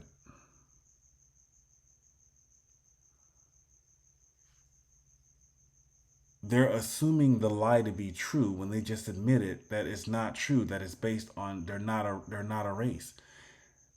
No, you are reinforcing the lie. You're basically saying we must adopt the Hitler mindset, but then it really wasn't Hitler because you just admitted that, wait a minute, Hitler didn't come around till 30 something? So you can't even blame Hitler for you've been writing about the persecution. So you're basically saying they're persecuted for their religion. And then someone came up magically and said, hey, Hitler, why don't you classify them as a race? And Hitler was like, yeah, I think I'll do that. Then there was a shared agreement where somebody passed along the records and say, by the way, these are the people you need to test. Who passed the information along from the so-called religious identity and said, oh, here's our information. Please look it up. Please, we heard about you trying to kill us and everything. Here, take this information. And then magically Hitler was like, IBM computer. Oh, look, I got a count of 6 million. This is the best, finally a government does great accounting. So this 6 million that was reported based on quote unquote religious identity based on faith magically matched the pseudoscience of race that was supposedly invented when Hitler didn't come to power till 15 years after they were already reporting in the papers in the 1920s that there were 6 million before Hitler came to power. They were reporting 6 million 15 years before Hitler came to power. And I'm like, well, how did the 6 million remain 6 million? Don't people have babies within the span of 15 years?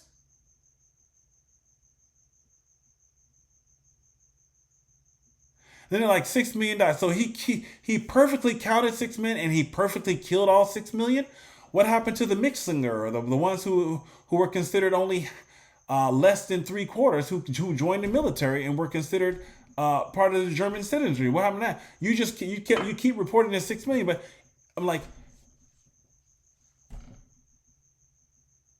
listen to this. The trap. Here's the trap. If Judaism is only a faith, a person can convert to Christianity and escape persecution.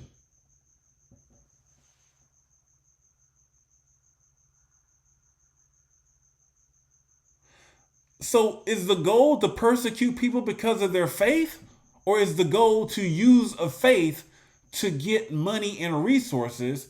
And therefore it's not beneficial if anybody can believe it, because the people who you're stealing from can say, well, whatever you say you are, I am. So you can't steal my land. How about that? Don't you notice how the way that Google is giving me an answer is based on a person who wants to be a colonizer and a racist? But they're trying to pretend they're not trying to be a colonizer and a racist. To make a faith is to, they just admitted, they took a faith and they racialized it. Then they said, well, since they were treated as a race, we continue to treat them as a race now because they've been racialized. But I'm like, but you know that's a lie and it's pseudoscience because they're not a race. They're like, but yeah, they are a race now because that's how society has forced them to identify. But society should say, no, this is wrong. We don't adopt the Hitler definition. It's a faith anyone can belong to. They're like, no, we got to adopt the Hitler definition. I'm like, no, you don't have to. You just admitted that was pseudoscience. It's fake. So therefore, you do not adopt the Hitler definition. It is not a race. It is a faith. And you cannot know who believes. Their answer to that is, well, and I said, well, who benefits from it becoming a race? They say, well, the Nazis have benefited from it. But I'm like, the Zionists work with the Nazis. I don't think that's the truth. It's not that the Nazis benefit from it. That's not true. Unless you consider the Nazis to be the governments, the rich elites, and everybody else who's war profiteering by making something that is a faith a race, because you're like, this doesn't work unless we need a pawn in the game. We need a villain / we need a scapegoat and a hero all in one. We can pretend to be persecuting and exalting by achieving our goals using other people's blood, and then also be considered as we're doing God a favor by stealing people's land if we claim that these people are a race. If it's a faith that anybody can be part of, we can't see that. So therefore, we can't use it for our benefit. That's why they had to make it a race. These people think you are so stupid. You made it a race because you're trying to use it for that purposes. And you specifically made it a race in Europe for that purpose. You can't be like, well, Hitler is, according to Hitler, if you were this, you just admitted it was fake science. So this is so stupid. It's fake science. They're like, well, even Hitler didn't have a good test, so Hitler had to go and get records from the synagogues and from the churches. I'm like, so why wouldn't they just be like, well, I convert. I don't, okay, you're right. I'm converting. I'm not a Jew anymore. I'm converting. I'm a Christian. It's a faith anyway, right? So believe me, they could lie. They can be like, well, I don't believe in that anymore. You don't think people would lie to save their own life? Okay, I'm not, you know what? It's a faith. But wait a minute. No, you're not. It's a race. Who told me I'm a race? We did. Who are you? My name is Hitler. But okay, but you're telling me that why would you tell me I'm a race if I'm actually a faith? Because I just want to kill you. Why? Because you believe a religion. But it's a religion. Tell me specifically why you want to kill me about it. See, that's why they say it's an irrational hatred. The reason why they're saying it's irrational hatred is because they're trying to hide the fact that rich war profiteering people in Europe decided that they were going to use this. This is why you had British Israelism before this. This is why you had America, which was considering itself to be Israel. America considered itself to be Israel. So you had America and Britain, which had slavery, who considered themselves to be Israel under white supremacy. Then all of a sudden, they have a war in Germany after the Berlin Conference where they consolidated Africa. So they did the slavery and all the stuff and the conquests of the South Americas, Africa, Australia, and all these stuff, and they colonized all the people. Then they went back to Africa and they carved up Africa and divided that amongst the European nations at the Berlin Conference. In Berlin. So then when they did all this, this was all under the guise of white supremacy out in the open. Now, all of a sudden, now that they've colonized most of these places, now magically they're going into Europe and they're going to kill some people who have to look a certain way, because now they're going to say these are the most persecuted people and the chosen race, the people of God. The reason why they had to make them a race is because if anybody can join and be a part of it, then the chosen race would defeat the whole purpose of white supremacy. You needed the victim so that you can say, well, this is a victim, scapegoat / hero paradigm.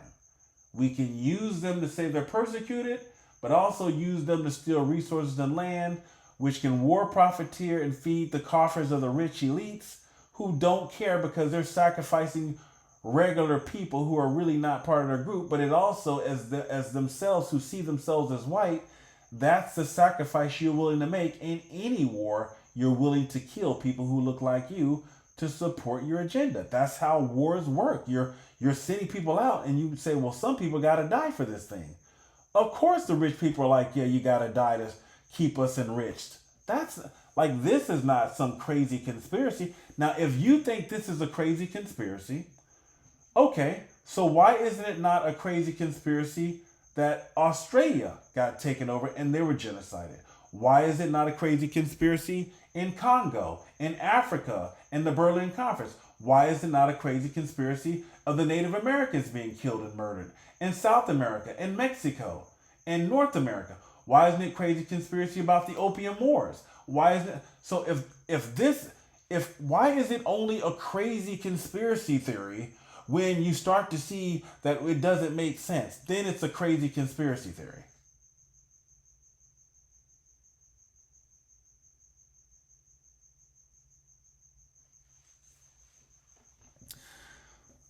I'm asking Google who benefited from the race label. The primary beneficiary of the racial definition were anti-Semitic regime. But the word anti-Semitic just came up because you made this thing. Now you're talking about Semitic. Now you're talking about languages. Everybody who lived in these regions, what about the people who didn't live in these regions? Not everybody speaks. What language are you talking about? Semitic is talking about Semitic languages. So now what they're trying to do is they're trying to say, well, you know how it talks about the so-called word of God? Well, you know, these are the people of the book, and the book has words, and the people who speak the words are the quote-unquote chosen race. So you have to listen to the people of the Semitic languages, and if you can't deny that what they say is the truth, because if you say they're not who they say they are, then you're anti-Semitic, meaning anti-people of the book, which means anti the word of God, which means you're going against the truth, which we've wrapped nice and neatly into a race. You're going against the chosen race of God. They think you are stupid. The goal, by defining it as a race or bloodline, the Nazis made it an inescapable trap. And by Nazis, they mean what? The rich elite. And they even scapegoated the Germans for this. So you telling me every German citizen was like, I know exactly what's going on. This is like saying in America, we know everything that's going on with our government, all the crooked stuff, all the pedophile, all the stuff that they're doing with kids, all the crazy stuff that we're finding out about, and we're all behind it and we all endorsed it because they did it in America. Therefore, we must take every American, that's on us. Now, if you want to say that, that's fine. That we're responsible, because at some point you'll be like, why didn't you guys rebel if you know they're doing all these horrible things? Where are the protests? And well, there are, but the government's trying to say, well, if you try to do this, they're going to throw you in jail. They're saying if you do this, they're going to go against you and try to destroy you. That's the same thing they're doing. They're saying, if you don't believe that these guys, if you don't agree and let us use these people and trap them under this lie that they're a race, because if they say they're a faith, then they could easily escape it. But if we designate them as a race, they can escape it. So our whole goal is that we can say we have an excuse of saying that we're protecting God's chosen people. And therefore, that makes sense that you don't really want them to be a faith. You want them to be a race, so then you can say it's anti-Semitism. And you're like, it's so weird that you made up a whole nother word, anti-Semitism, that doesn't exist. Why didn't you just call it whites? You're racist against white Europeans. Why did you just say that? They're from Europe, they're white, and they have a belief. Why did you just say, no, you're going against the religious faith? That doesn't work because anybody can believe a religion. Right? Anybody can. You can be a so-called black and you can be a so-called Christian. Well, okay. Well, suppose you're Ethiopian and claims to be a Jew. Okay. Am I racist against the Ethiopian because the Ethiopian is black? Or am I racist against the Ethiopian because the Ethiopian believes Judaism? What they're doing makes no sense. You know they're full of it. You know they're full of it. They are full of it. It's very clear why they did this strategy. You really just have to sit down and think about strategy, and you can figure out why they did this strategy. Some think tank, war profiteering, whoremongering, Booz and Allen type situation, think tank, sat down and thought, how can we make something to where the more people rail against it, it actually helps to reinforce it. It actually gets stronger.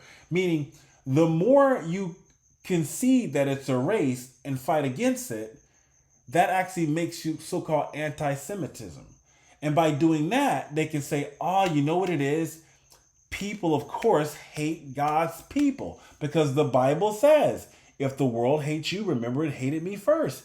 And they're like, yes, we can't say that's about so-called, we can't let that be anybody. Suppose black people start saying that they all convert to so-called Judaism. Suppose just a bunch of black people en masse mostly started converting and saying, now we're Jews. We're part of the chosen group.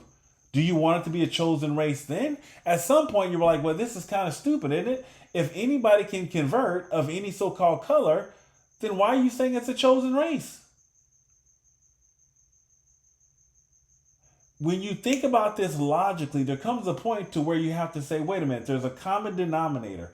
Who cannot be part of this group? This is what you have to ask. If this isn't about racism, okay, let me ask you this question. Who cannot be part of it?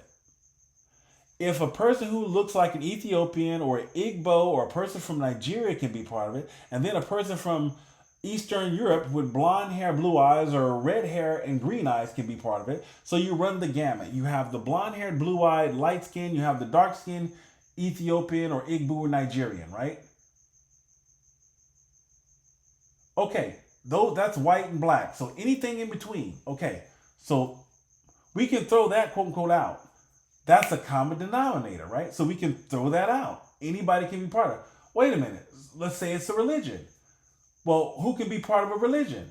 Anybody who believes the faith. Okay, well, can anybody believe a faith? Of course. All right, so we can throw that out. What are you left with? You're left with a bogus lie. Because the only way this makes sense is if you have to be double talking, you have to make it so confusing that people can't even define what it is. That's what you have to do. You have to make this so confusing that people are like, who is a so-called Jew? You have to make it that confusing, and they have intentionally made it confusing on purpose. It makes no sense otherwise. If a person said, I'm Christian, you'd be like, okay, well, anybody can be Christian. You don't go around and somebody says I'm Christian, you're like, oh, really? You're Christian? You can't be Christian. You don't say that, right? But what religion, if somebody says I'm a Jew, people say, no, you're not a Jew. Even though they supposedly have Ethiopians and Igbo and all these supposedly different groups. Supposedly they got all these groups, and they say, well, just what group claims that you can be an atheist but yet have faith, can be an Ethiopian, but also can be an Eastern European. You can be black, you can be white, you can have faith, you can have no faith. What religion, what so-called group, I mean, it's so stupid to call a religion if you can be an atheist, right? This is just dumb. I mean, but who would make up something that stupid and that confusing? Somebody who's desperately wicked to make money off of people's death. That's the only one who would do that. Now you can claim it's the so-called Nazis. Okay, let's give Nazis their due. Anybody who's a Nazi, I don't consider everybody to be a Nazi because they lived in Germany. But let's give the Nazis their due. Let's just say Nazis invented this thing. This is a horrible thing that they did to try to put this label on people because it makes them a target, right? Okay, Nazis are horrible. But I thought we defeated the Nazis. Didn't we defeat the Nazis? Quote unquote, didn't we defeat them? So if we defeated the Nazis, then why are they still perpetuating the Nazi ideology when Google just admitted, you're right, they're not really a race, but we classify them as a race because they've been treated as a race historically. Well, in Wakanda, I was classified as a unicorn. And because they classified me as a unicorn historically, now you must call me a unicorn. And if you deny I'm a unicorn, you're anti-Semitic. You say, wait a minute, Semitic means languages. Does everybody speak the language? Nope. Does everybody even believe the book? Nope. There's atheists. Wait a minute, but you can be white and you can be black. Yep. What about if you're an atheist black person? Does that make you a Jew? I guess. Given that they just admitted that the blood thing is a fraud. So if you can be a black atheist and you can be a white atheist, but then they say you can be a religious so-called Jew and anybody can convert, white or black. So it's everyone and no one at the same time. It's whoever they decide they want to use in the situation, in context, in the situation at hand. This is the dumbest lie, and this lie is being used right now to kill and murder people in all over the world. And this lie has been being used throughout all time in history. And you know what? You know this lie has been used to enrich rich people. This lie has been used to enrich rich people. This lie is for the rich. This lie is not for anybody. If anybody thinks that these people actually care for the people who they put this label on, you think they genuinely care for people who go around who claim they're Jews, you think they genuinely care for them? You are a fool to think these people genuinely care for you. They do not care for you. Because they would be the first one to say, let's look at the stupidity of Hitler and his science. Who would want to adopt that science?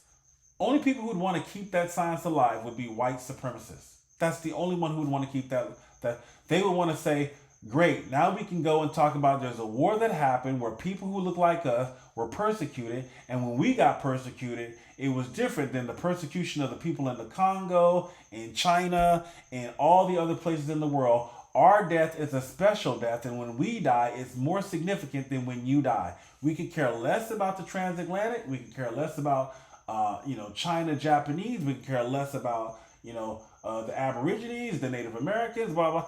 You know what you need to concentrate and focus on? World War II. And you're like, well, wait a minute, how did they report 16 million in 1917, 1918, before Hitler came to power? Oh, they just took a great census. So they had a census, but wait a minute. I can understand them saying they had a census where they knew how many people were in so-called Europe. But they said in the paper that 6 million represented half of the world's Jewry. How would they know who the other 6 million, if that's half, how did they know where the other 6 million people resided? The world is so good at consensus that they knew the 6 million in Europe, and they also knew where the other 6 million were, and it's a faith. So the so-called synagogues, or whatever you want to call them, and even though there's people who don't even attend, there's people who you consider, they're so organized that they were like, we know the exact number, so there's 6 million here, and that's about half, so there's about 12 million total in the world, and we got the ones in Europe, and it just so happens that 6 million of them, the half of the world's Jewry is going to appear to look like they're white, and there's going to be these other groups of people. What do they look like? Can you please tell us? And what they're actually saying, based on their own definition, is that basically most Jews, the predominant group of Jews, are white. Because if half of them were in Europe, they're basically trying to say, well, because the half of them were in Europe, the ones who were most persecuted happen to be the white ones. And this is the perfect antidote for all that.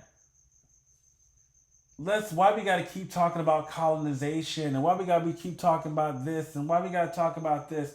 What about, anytime you bring that up, you know what they say? What is the example they say? They say, well, look at this group and how they overcame their persecution.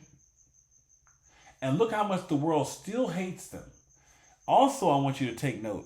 Take note that they blame you.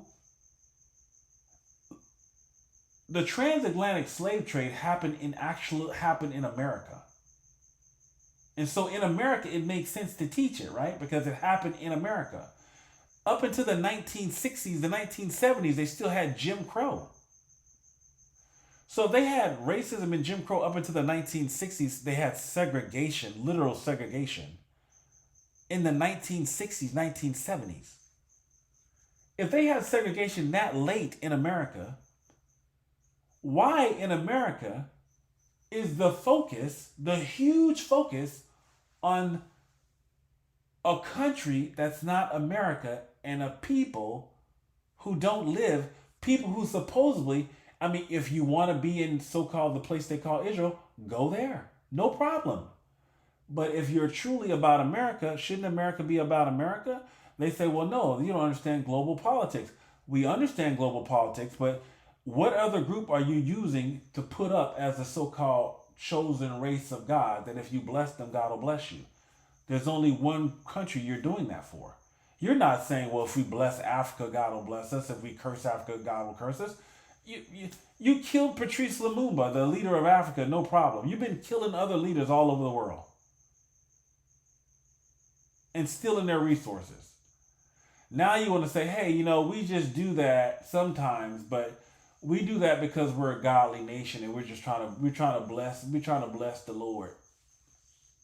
It's like you really have to be stupid to believe that. You got to be like dumb. You got to be like, oh yeah, we're a godly nation. We're just going on islands and messing with little children. But we're trying to we need. That's how you do it. You need bribery. You need to entrapment. You need a honeypot. You need all. That's how you do it. That's because God's involved in all this, right? God's partaker of this mess. God's about killing kids and all this child sacrifice by killing little children. Yeah, okay. For what? Do you guys really think that if they got rid of all the resources, all the money, all the jewelry, all the gold, all the pathways and thoroughways and fairs, all the political agenda, if there was no power, no money, nothing to be, do you really think that we'd be like, we're just going over because we're just trying to do the right thing? Do you actually believe that? Let me ask you something. When they first formed America and they said they were fleeing, when they formed America, they said they were fleeing persecution too. The early Americans, the Puritans, all that, they said they were fleeing persecution from the king and all this kind of stuff, right? Now, wait a minute. They were fleeing persecution in America early on. And they said America, when they first came, it was manifest destiny. They considered America to be the new Israel. That's what it's written. They don't want to teach it, but that's what it was. And the first Puritans said they're the chosen people. And they said it was manifest destiny. Manifest destiny means it was God's providence for them to come. And in fact, they said the reason why the Native Americans died was because God fought the battle for them and they died of disease because they were weaker. They were weak vessels, and God just took them out using pestilence, is what they said. They died of all these things, This is what they say. This is what they taught. And they're like, you know what? They didn't consider the Native Americans to be people. They cleared out the land. They considered them beasts. They killed them, murdered them, genocided them, right? When you went to a Native American restaurant lately, anytime? No, you haven't. So they killed and murdered the Native Americans. And here we are, sitting on the land as settlers in a settler colonial country.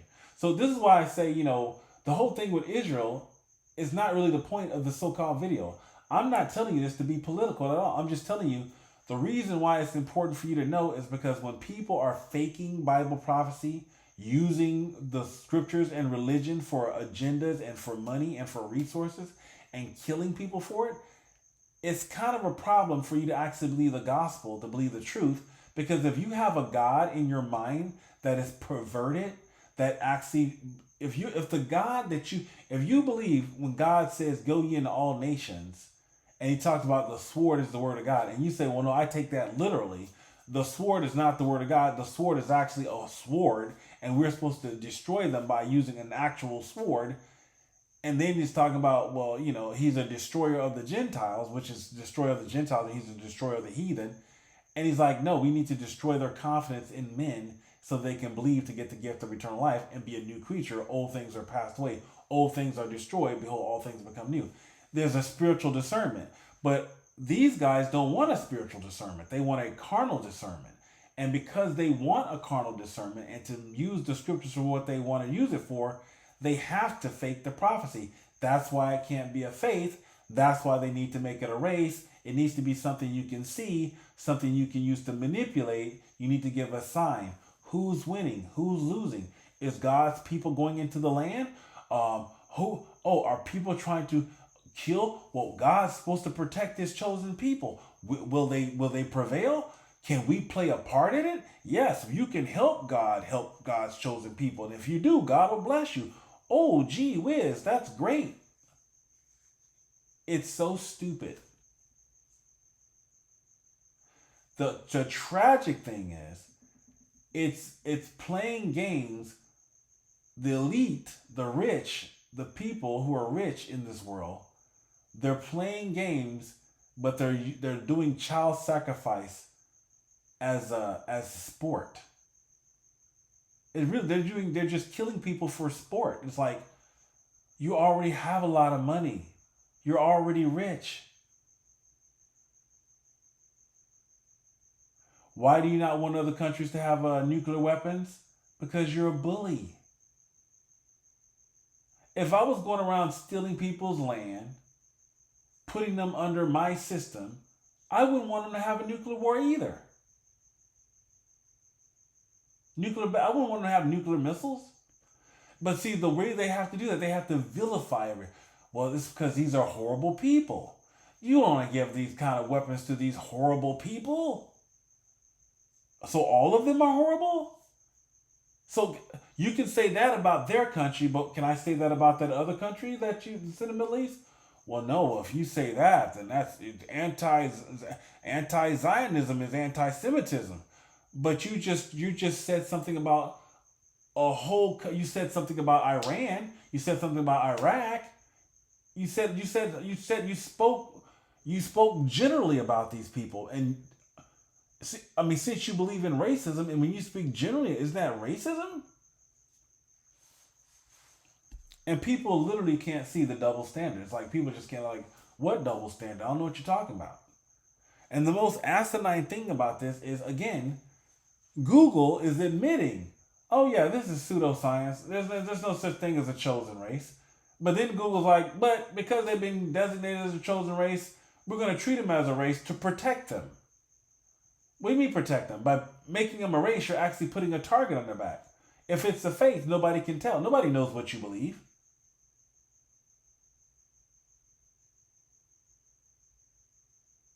This is really stupid. You cannot force convert anybody to anything. This is another stupidity about, this is how you know that people are desperate. Let's say I want to conquer a land and I say I'm going to force convert people into Christianity. That is stupid. It's like saying you're going to force somebody to love you. They may lie to you and say, yeah, you're right, I do love you. If I can come in with a gun point and say, tell me I'm the Easter Bunny.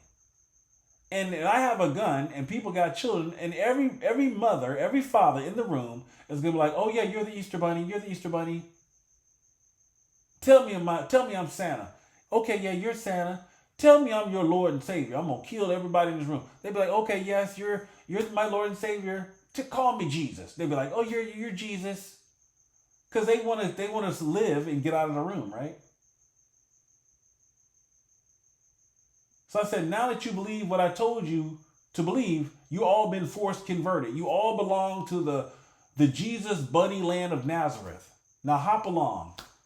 Does that mean it's true? Did I force convert anybody? No. In their heart, they don't believe a word. They don't like. I don't believe. Only thing I believe was that you were crazy and you was gonna kill me. That's what I actually believe about you. I didn't force convert them. This is another stupid lie that they use because it's all about money. That's why the Catholic Church believed in dominion theology. They call conquest or dominion theology, where they stole people's land. And now the Catholic Church is pretending that Zionism is the worst thing. No, the Catholic Church did the same thing. So did Islam. And this is why we're in America. It's the same stupid lie. You don't force convert anybody. You can't do that. You can make people lie to you. Doesn't mean they believe it in their heart. What you believe in your heart is a personal thing that's hidden from people. This is why people get married and they're like, I found out that this person didn't love me. They said they loved me. I thought they loved me. They put on a good show and pretended they loved me. But then I found out they didn't love me at all. They were using me. But they said they loved you. They took vows. They even had your child. Yeah, I found out they was getting the bag. They was just getting the bag. I just won the lottery. They was just getting the bag. Now that they got the bag, they're like, now I'm going to be with who I really want to be with. Oh, that's sad. You mean people can lie? They can say one thing with their lips and believe something else in their heart? Yes, you look pretty in that dress.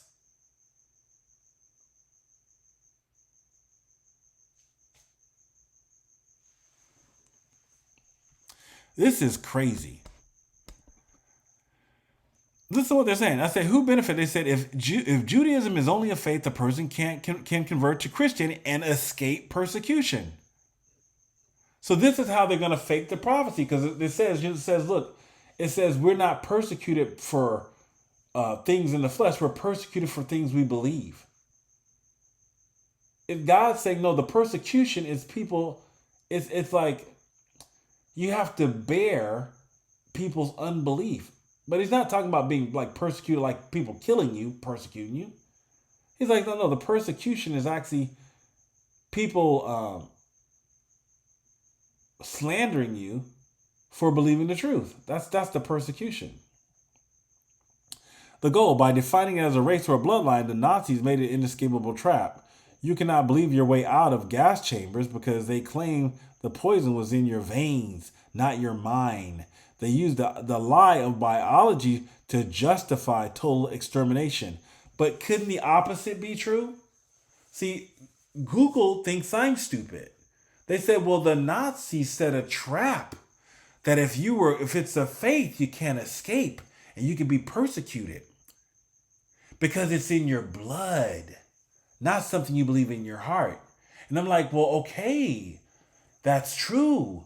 But if it's an inescapable thing, you can flip the script on it and say, well, no, you're a chosen race. And that's not in your heart.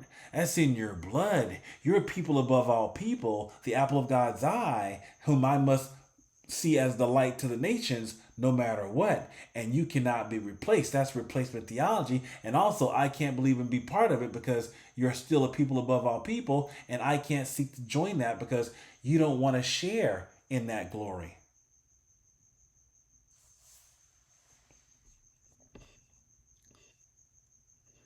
They say, why is ethnicity used today? They said historians and sociologists use ethnicity not necessarily to support old blood lies, but to describe a cultural reality. A cultural reality has nothing to do with blood. If I went to China, I can share in their culture, learn to speak their language. It has nothing to do with blood. A shared history. Shut up. History? How many people come to America? What shared history? There's a guy from these. There are people who live in America all their life. All of a sudden, they're doing a what they call it a birthright tour, and then they get sponsored, and then they go live in another place that they've never been before and steal somebody's land. Stop it. How many people come to America? That makes no sense. Shared history. A tribal model. Many Jews view themselves as people or a tribe, like the Cherokee or the Irish, rather than just a church like Methodist. You're just playing with words. A church is a denomination. A denomination is like a tribe. So they're just playing with words at this point. Anybody can say we're a tribe. I'm of the tribe of the Methodists. I'm of the tribe of the Pentecostals. I'm of the tribe of the Presbyterian. Churches can say we have tribes. There's many tribes of churches. They're just playing. You want to talk about, they're just playing word games at this point. I guess that's why they invented anti-Semitic. They should say anti-Semitic.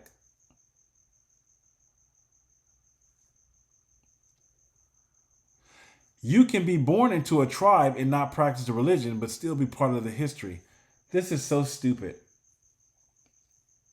But you're born in a tribe. Saying you're born into something, it's still fake science. Just because I'm born into something doesn't mean it's still fake science.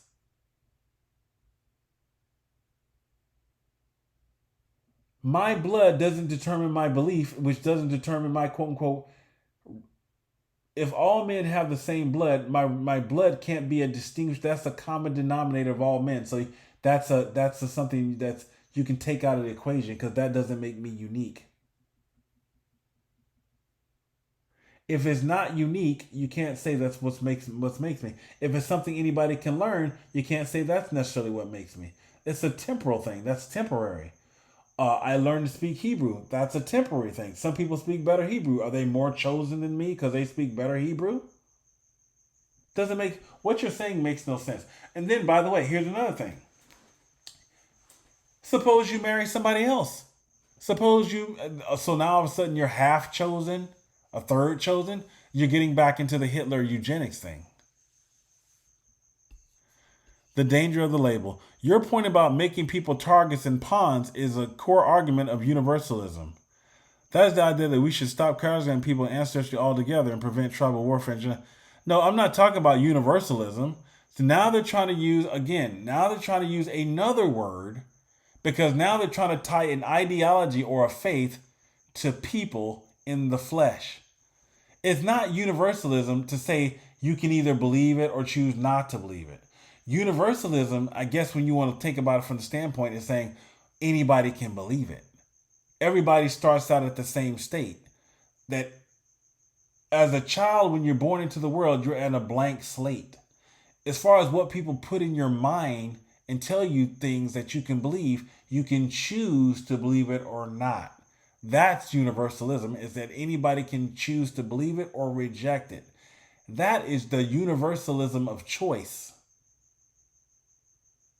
Not this lie of I've got chosen genetics.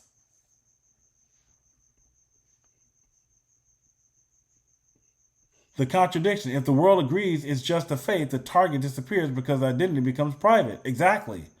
Resistance. However, many groups, not just Jews, resist this because they feel it erases their specific history, ancestors, and unique cultural survival. That's stupid. You're basically saying, I'm going to keep the lie because I want to tell the story.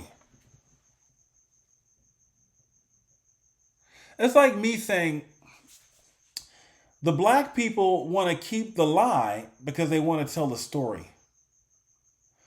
Well, Do the black people say we're persecuted because we're the chosen people of God? Like the hypocrisy, it's just such hypocrisy. If this is the case, then everybody who's a black Hebrew Israelite should be applauded. They should be like, but they laugh at black Hebrew Israelites. They don't applaud them. This is the hypocrisy. And the black Hebrew Israelites don't get money from the government, support from the British, support from France. They don't shut down people's speech. You're not going to get kicked out of school. You're not going to be labeled anti-Semitic. They're not going to say you can't get a government contract. Stop it. We can see that you're promoting this lie for a reason.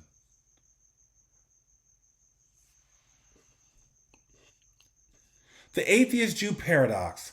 The reason an atheist Jew exists is that for centuries, Jewish was a legal status in Europe and in Middle East. Again, they keep going back to Europe. Notice who is defining things. The person who gets to dictate what is and what isn't is not coming out of Africa. It's saying the reason why all this is the case is because Europe said so. And you're like, well, who is speaking for Europe? The rich people are speaking for Europe.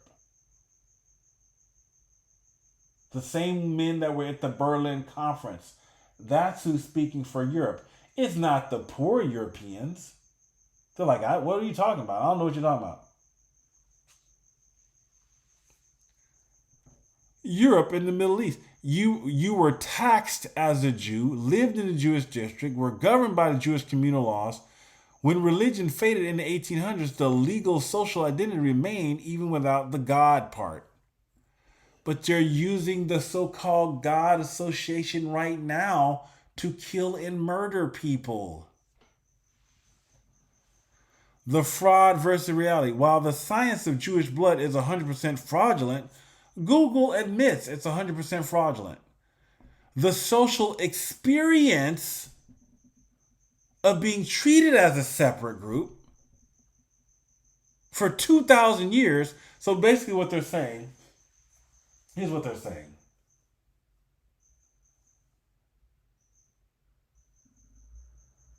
It's not enough to acknowledge that you were wrongly prosecuted because the Looney Tune said we think you're the Easter Bunny. We must never deny the psychopath's reasoning of targeting you as the Easter Bunny, even though you were not the Easter Bunny. If you experience persecution as being identified as the Easter Bunny, because the person said, I think you're Easter Bunny from the planet Hopalong, all the other people, it's very insensitive for other people not to acknowledge that you're actually the people from the planet Hopalong as the Easter Bunny. So we cannot say Hitler was wrong. It was pseudoscience. There's no such thing as a chosen race of God. Anybody can believe it's a faith, and that's a private thing between you and God. No one can dictate what you believe. They can try to convince you and persuade you, and you have the choice to say no or yes. Do not politicize your religion and try to use it to profit. That they're saying that is an unreasonable thing, because if you do that, then you're denying their cultural identity and experience. No, the experience is based on the mislabeling and misidentity and a pseudoscience by the person who was killing you. You don't need to have you don't need to take on your capturer's false identity. But see, the problem is that they're giving them identity that says, see, here's what the problem is. When they did it to so-called black people, they said, well, the reason why we're persecuting you is because you're rejected by God and you're not God's people, and you guys are less than, and you're animals. You're 3/5 a person, you're beasts, you're dogs, you're like one step above the missing link, you're like a gorilla people. That's what they said for black people, right? So they had no problem saying, you know what, black people, the reason why y'all was persecuted is stupid is because y'all stupid and y'all was dumb and y'all got captured. That's why y'all got persecuted. That's what they tell the black people. And they have no qualms about it. They're like, look, get over it. Get over it. Right? That's what they say. Even though it happened in America, get over it. Okay? So they tell the black people to just get over it. Now, but with the Europeans, when it happened in Europe, they're like, even though it didn't happen in America, you as Americans, including you Negroes and descendants of so-called slaves, you must respect that this happened to this group of people. You're like, why didn't you do this for us? Shut up. No, why didn't you collect taxes and give us all kinds of money? Could you stop whining?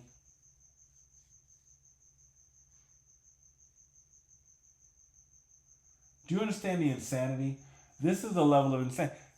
They're basically saying, we will not relinquish this lie of a chosen race. Essentially, the reason why they're doing it is because they're saying, because it allows us to use this as a almost like a cloak to where we can have, again, the victim, the white minority victim class, and also the hero chosen class, the people above all people. If we did it under the general label of white supremacy, that doesn't work for us.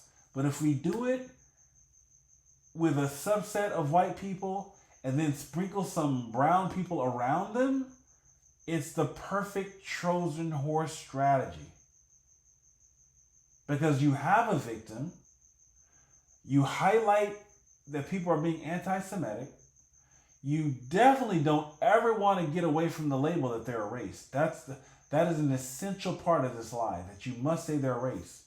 Even though it makes no sense, because you can be white or you can be black, you can be an atheist and you can be a believer.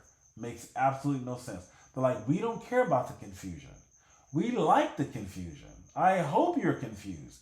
Long as you don't start looking and saying, who's profiting from this? Start tracing the money and the checks and looking upstream and seeing who's actually benefiting from this.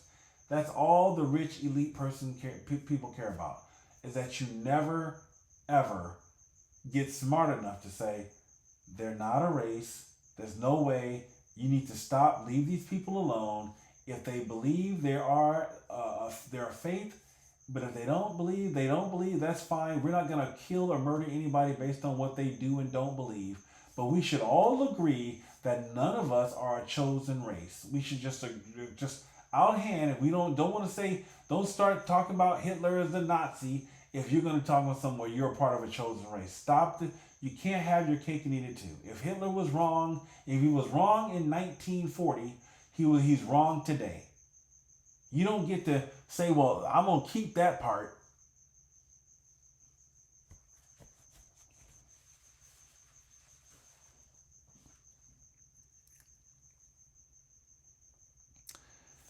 Yeah, the Jewish blood is 100% fraudulent, and social experience has been treated as a separate group for 2,000 years.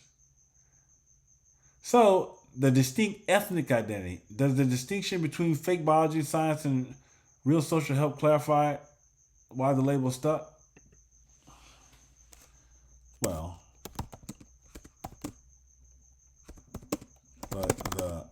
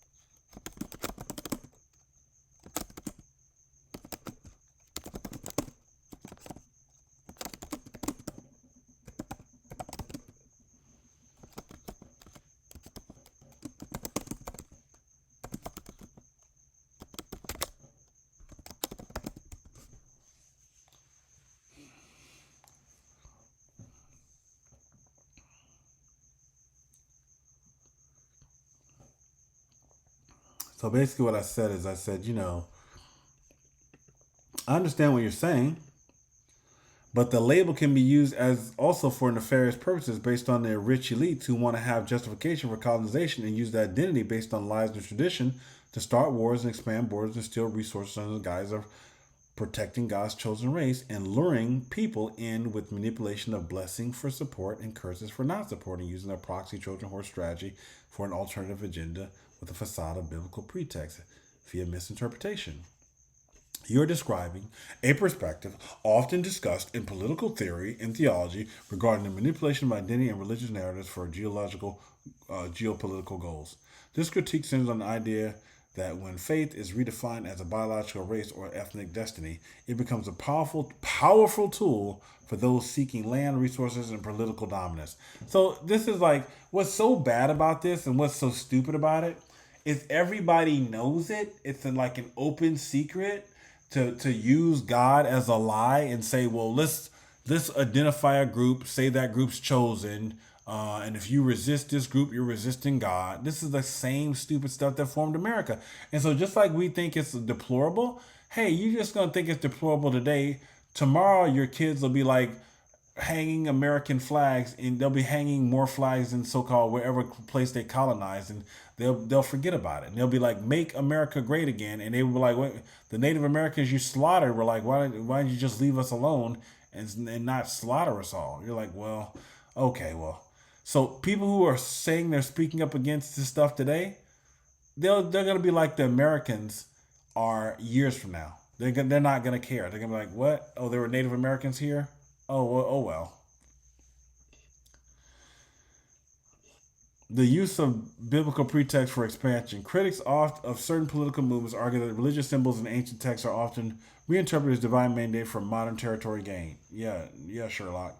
Land redemption. Terms like redemption of the land, as Israel, can be used to justify expanding borders or displacing existing population under the guise of fulfilling ancient prophecy.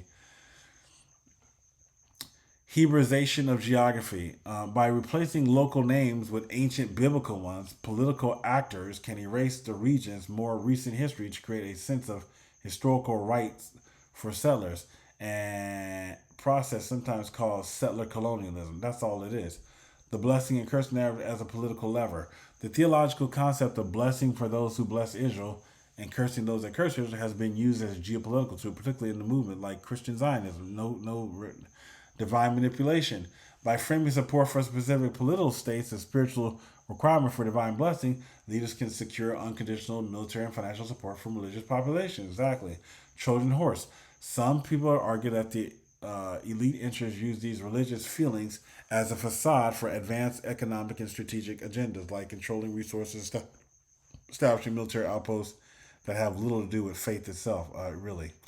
The danger of biological versus spiritual identity. You pointed out the contradiction of an atheist Jew. That is precisely where the tradition from faith to race becomes political. Yeah, but it's like by grace through faith. You're like, no, by grace through by faith in race. Fixed identity. If Jewishness is a faith, it is a fluid and internal. Fluid and internal. If it's a blood, it is fixed and inherent status that you can be used to define as a right to a territory, and does not, right? Yeah, exactly. Yeah, I got American blood, so America belongs to me. That's how hypocritical America is. I mean, think about it. If people are so bent, if you're going to say they have a right to the land, why don't you have a right to go back to your land and stop stealing the Native Americans' land? I mean, if you're going to play this rule, and you can be like, let's protect our borders, why don't you stop stealing people's land and just protect your borders that you were in? Pawn in political politics. When a group is labeled as a chosen race rather than a community of believers, it allows outside powers to treat the entire group as a monolith. Right, anti-Semitism. Often putting them in a crosshairs of global conflict for the benefit of small elite. I'm so glad Google recognizes that. Who benefits? Historical analysis suggests that the primary beneficiaries of these hardened identity labels as often sovereign powers and economic elites who use royal alliances to manage populations. By maintaining a tribal or racial definition, they can maintain a state of permanent conflict. Wow, permanent conflict and manifest destiny that justifies continuous military spending and border expansion.